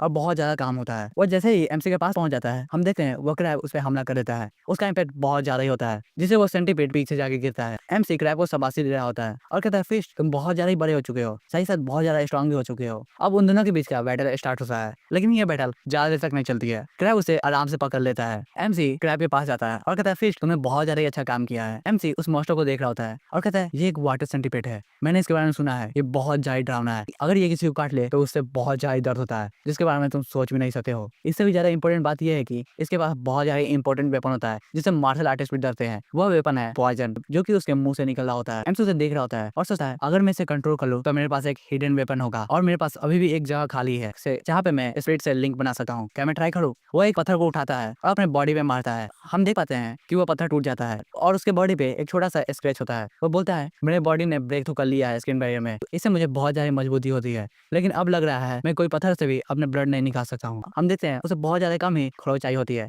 वो सोचता है मुझे सीनियर ब्रदर लू से एक डैगर मांगना चाहिए, उससे मैं अपने हाथ को आराम से काट सकता हूँ, लेकिन इतना काफी होगा। वो अपनी उंगली को उस सेंटीपीड की ओर बढ़ाता है और उस पर अपना ब्लड डोमिनियन तालिस्मान को एक्टिवेट कर देता है। जैसे ही वो तालिस्मान एक्टिव होता है एमसी को कुछ महसूस होता है। वो सोचता है कि इसका जो स्पिरिचुअल एनर्जी है वो एक क्रोकोडाइल से भी बहुत ज्यादा है, मुझे जल्दी कुछ करना होगा। उसे सिस्टम में लिखा था डेंजर डेंजर। फिर थोड़ी देर बाद का सीन दिखाया जाता है। हम देखते हैं वो जो सेंटीपीड होता है वो एमसी का पेट बन गया होता है। एमसी बहुत ज्यादा ही हाफ रहा होता है और बोलता है ओह तो मैंने कर ही दिखाया, अब तुम मेरे पेट हो, मैं तुम्हें क्या कहूँ आपसे। अब भाई लोग इस पेट का क्या नाम डाले मुझे कमेंट सेक्शन में बता दीजिएगा। उसके बाद जो सिस्टम होता है वो उसके बारे में बताना स्टार्ट कर देता है। वो बोलता है कि यह एक म्यूटेटेड वाटर सेंटीपीड है जिसको खाने में स्पिरिट मशरूम चाहिए जिससे उसकी जो मास्टर ब्लड है वो इवॉल्व होता है और तुम्हें इसे और इवॉल्व करना है और तुम्हें इसे विंग्ड हेवनली वाटर सेंटीपीड बनाना है तो तुम्हें 10,000 वाटर एसेंस पॉइंट देने होंगे। ये देखिए एमसी पूरी तरह से चौंक जाता है और कहता क्या 10,000। जैसे जैसे मैं और भी ज्यादा बीच को टेम किया जा रहा हूँ तो वहाँ प्राइस बढ़ नहीं रहा है। फिर वो पूछता है सेंटीपीड से तो ठीक है बताओ तुम कहाँ से स्पिरिट मशरूम खाते हो, मुझे वहाँ पे जाना है। ये सुनते ही सेंटीपीड कहीं पे जाना स्टार्ट कर देता है। वो एक जगह को दिखाता है। एमसी वहाँ पे देखता है जहाँ पे बहुत ज्यादा ही अंधेरा होता है। एमसी उस तरफ बढ़ रहा होता है। हम देखते हैं वहाँ पे कोई होता है। वो बोल रहा होता है ये तो बहुत ज्यादा डरावनी जगह है। फिर हम पास से देखते हैं वहाँ पे एक कंकाल होता है क्योंकि अपने हाथ में एक बॉक्स रखा होता है, साथ ही साथ उसके आसपास कुछ लिखा होता है जिसमें लिखा होता है मैं एक फॉर्मर जनरल हूँ ग्रेट क्वीन नेवी का, अपने हार के बाद मैं यहाँ पे फंस गया हूँ और मैं अपने मैजेस्टी को अपना चेहरा नहीं दिखा सकता हूँ क्योंकि हम लोग हार चुके थे, इस कारण मैं अपने जीवन को यहीं पे खत्म कर रहा हूँ। तो फिर हमें थोड़ी देर बाद का सीन दिखाया जाता है। एमसी उस बॉडी को देख रहा होता है और साथ ही साथ उसे सभी स्पिरिचुअल पेट भी वहीं पे होते हैं। एमसी जो नीचे लिखा होता है उसे पढ़ता है। वो बोलता है कि जो ग्रेट क्वीन वाटर का वैनगार्ड था उसने अपना जीवन यहाँ पे खत्म किया है और बहुत ज्यादा चौंक जाता है। फिर वो सोच रहा होता है मुझे आगे क्या लिखा हुआ है वो भी नहीं पता है, मुझे अच्छे से पढ़ाई कर लेनी चाहिए थी। और फिर वो चारों ओर देखने लगता है। वो सोच रहा होता है कि ये जो सोल्जर है वो यहाँ पे ऐसा ही नहीं मर सकता है, यहाँ के आसपास कहीं ना कहीं फाइट हुई होगी और ये बंदा वहां से यहाँ पे आ चुका है। अगर यहाँ के आसपास कहीं फाइट हुई है तो यहाँ पे चांस है कि बहुत सारे वेपन जो कि स्पिरिचुअल वेपन हो सकते हैं यहीं पे गिरे होंगे, मुझे वहाँ पे ढूंढना चाहिए। तभी एमसी की नजर उस बॉक्स पे जाती है। वो सोचता है कि इस बॉक्स में वाटर स्पिरिट मशरूम हो सकता है और वो माफी मांगता है उस बॉक्स को लेने के लिए और उस बॉक्स को ले लेता है। हम देखते हैं कि उसमें वाटर स्पिरिट मशरूम होता है। कहता है कि इसका आधा पार्ट हमने पहले ही खा लिया है। वो वहां से जा रहा होता है और कहता है सीनियर जो आपकी बॉडी है उसे मैं दफना दूंगा, वो भी स्पिरिचुअल लोटस के नीचे, जिससे आपकी आत्मा को शांति मिले। और वो उस वाटर स्पिरिट को लेकर वहां से निकल जाता है। वो सोच रहा होता है अब मेरा ब्रेक थ्रू करने का समय आ चुका है, मेरा जो पावर अप होने वाला है वो बहुत ज्यादा अच्छा होने वाला है। और वो उस मशरूम को अपने स्पिरिचुअल पेट के साथ बांटने लगता है। वो कहता है कि मुझे क्रोकोडाइल को 1/3 देना चाहिए, नहीं 1/6 पार्ट देना चाहिए, अच्छा रहेगा। और जो चौंकी और फिश है उसको 1/12 पार्ट देना चाहिए, उन सबके लिए ये काफी होगा। और जहाँ तक रही जिनो की बात, तुमने तो पहले ही बहुत खा लिया है, तो तुम्हें इसकी जरूरत नहीं है। तुम्हें क्या चाहिए? और जितना बाकी है वो सब मैं खाने वाला हूँ। एमसी उसे खा लेता है और अपने सपनों की दुनिया में खो जाता है। वो कहता है कि ये बहुत ज्यादा ही स्मूथ है, जैसे कि मैं कोई टोफू को खा रहा हूँ। इससे मैं पूरी तरह से रिफ्रेश हो चुका हूँ। और हम देखते हैं उसके स्क्रीन पे 216 वाटर एसेंस पॉइंट बढ़ जाते हैं। एमसी उसे देखे पूरी तरह से चौंक जाता है। वो कहता है ये तो बहुत ज्यादा पॉइंट्स है। लास्ट पर जब मैंने क्रैब को खाया था उस समय मुझे बहुत ज्यादा कम पॉइंट मिले थे अगर इससे कंपेयर किया जाता है। अगर मैं इन सभी पॉइंट्स को अपने पे अपग्रेड करने पे लगा दूं तो ये बहुत ज्यादा बढ़िया हो जाएगा। और वो जल्दी से अपने आप को अपग्रेड कर लेता है। फिर हम स्क्रीन को देख पाते हैं जिसमें बताया जाता है कि तुम्हारा जो फ्यूजन है वाटर मंकी स्वयं का, उसका आधा पार्ट कंप्लीट हो चुका है। इसका तुम्हें एक नई एबिलिटी दी जाती है जो कि है एक्वा लीप। हम देख पाते हैं कि एमसी का पावर अप हो रहा होता है। और सही में भाई लोग ये सबसे बेस्ट फाइनल है, पूरा बैडस लग रहा होता है यहाँ पे एमसी। अचानक से एमसी को कुछ होने लगा है, जैसे कि उसके छाती में दर्द हो रहा है। हम देख पाते हैं उसका जो चेस्ट है उसमें कुछ ग्लो कर रहा होता है और पूरे छाती में फैलना स्टार्ट हो जाता है। एमसी से देखिए बहुत ज्यादा खुश हो रहा होता है क्योंकि उसका जो कल्टीवेशन है वो काम आ रहा है। एमसी उस गार्ड को शुक्रिया अदा करता है और वहां से निकल जाता है। वो कहता है कि अब मुझे अपने नई स्किल को टेस्ट करना चाहिए, ये सबसे सही समय है। और अपने स्किल को यूज करने लगा है जो कि है एक्वा लीप। वो बहुत ज्यादा तेजी से मूवमेंट कर रहा होता है। अचानक से एमसी किसी पत्थर से टकरा जाता है और उसके नाक से खून निकलने लगता है। वो कहता है कि इस स्किल को यूज करने के बाद जो मेरा मूवमेंट है वो बहुत ज्यादा अच्छा हो गया है, लेकिन इसमें मेरा स्टेमिना बहुत ज्यादा खर्च होता है और साथ ही साथ मैं खुद को कंट्रोल भी नहीं कर पा रहा हूँ कि मुझे कौन सा डायरेक्शन लेना है। फिर वो अपने स्किन की ओर देखने लगा है जिस पे लिखा होता है कि ये जो स्किल है वो इवॉल्व हो सकता है, जो कि इवॉल्व होने के बाद बनेगा एक्वा माइल एस्ट्रॉइड। एमसी से देखता है और सोच रहा होता है क्या अगर ये बन गया तो मैं तो बहुत ज्यादा पावरफुल हो जाऊंगा। फिर वो बहुत सारे पानी को कंट्रोल करने लगा है। वो कहता है कि अब मैं 400 किलो पानी को कंट्रोल कर सका हूँ और साथ ही साथ मेरे पास लिप का इंप्रूवमेंट भी है, वो बहुत ज्यादा बढ़िया है। और जहां तक रही मेरे स्पिरिचुअल पेट की बात, तो उन्हें इवॉल्व करने के लिए मुझे लगभग 200 से 500 पॉइंट चाहिए होंगे। हम देख पाते हैं कि जो क्रोकोडाइल होता है उसे इवॉल्व करने के लिए 230 पॉइंट चाहिए होंगे और जो कैटफिश होता है उसे इवॉल्व करने के लिए 210 पॉइंट चाहिए होंगे और क्रैब को इवॉल्व करने के लिए 7600 पॉइंट चाहिए। एमसी कैटफिश की तरफ देखता है और कहता है रुको, चौंकी ने सबको सरपास कर दिया है, क्या ये ऐड होगा कि नहीं होगा? मुझे लग रहा है जो कैटफिश का सिस्टम है वो बहुत ज्यादा ही अलग है। और फिर वो हंसने स्टार्ट कर देता है। वो स्क्रीन की तरफ देखता है और कहता है कि जो रिवर फेस्टिवल है वो बस 1 सप्ताह में ही है, मुझे इस समय का फायदा उठाना चाहिए और बहुत ज्यादा ही पढ़ना चाहिए। मुझे ये फीलिंग आ रही है कि इस स्किल को मैं रिवर फेस्टिवल में यूज करूंगा और ये स्किल बहुत ज्यादा ही काम आने वाली है। फिर हमें 1 सप्ताह बाद का सीन दिखाया जाता है। हम एमसी के गांव को देख पाते हैं। फिर हम एक बंदे को देखते हैं जो कि एमसी के दरवाजे पे खटखटा रहा होता है। वो कहता है वेट, रिवर फेस्टिवल का टाइम हो चुका है, तुम्हें बाहर निकलना चाहिए। एमसी अपने स्पिरिचुअल पेट को बोलता है जिनो समय हो चुका है। इतना वो कहता ही है उतने में उसका स्पिरिचुअल पेट उसके हाथों में आ जाता है और एक ब्रेसलेट बन जाता है। फिर वो दरवाजे को खोलता है और कहता है हाँ, रिवर फेस्टिवल का समय हो चुका है, हमें चलना चाहिए। फिर हम गाँव को देख पाते हैं जो की बहुत ज्यादा ही भागदौड़ में होता है। अचानक ही हमें एक बच्ची को दिखाया जाता है जो की रोती है। उसकी मदर पूछती है कि क्या हुआ है, तुम रो क्यों रही हो? वो बच्ची बताती है कि वहाँ पे एक मॉन्स्टर है और दोबारा से रोना स्टार्ट कर देती है। उसकी मदर बोलती है हाँ बस शांत हो जाओ, मैं तुम्हारे लिए बहुत सारे कैंडीज खरीद दूंगी। फिर हम उसी तरफ देख पाते हैं जो वो बच्ची बोल रही होती है वो झूठ नहीं बोल रही होती है। वहाँ पे सही में एक मॉन्स्टर होता है। वो बोल रहा होता है मुझे इमॉर्टल बनना है लियांग्यू। तो भाई लोग यहीं पे ये पार्ट खत्म होता है। अगर आपको ये पार्ट पसंद आया तो वीडियो को लाइक और चैनल को सब्सक्राइब कर दीजिए और अगला पार्ट चाहिए तो कमेंट में पार्ट 3 लिख दीजिएगा। मैं अगला पार्ट बहुत जल्दी बनाने की कोशिश करूंगा। और हाँ, मुझे माफ कर दीजिएगा, ये पार्ट लाने में 1 महीना लग चुका है और मैं ट्राई करूंगा जो थर्ड पार्ट है वो जल्दी से बन जाए। तो मिलते हैं अगले वीडियो में। Tata bye bye, sayonara.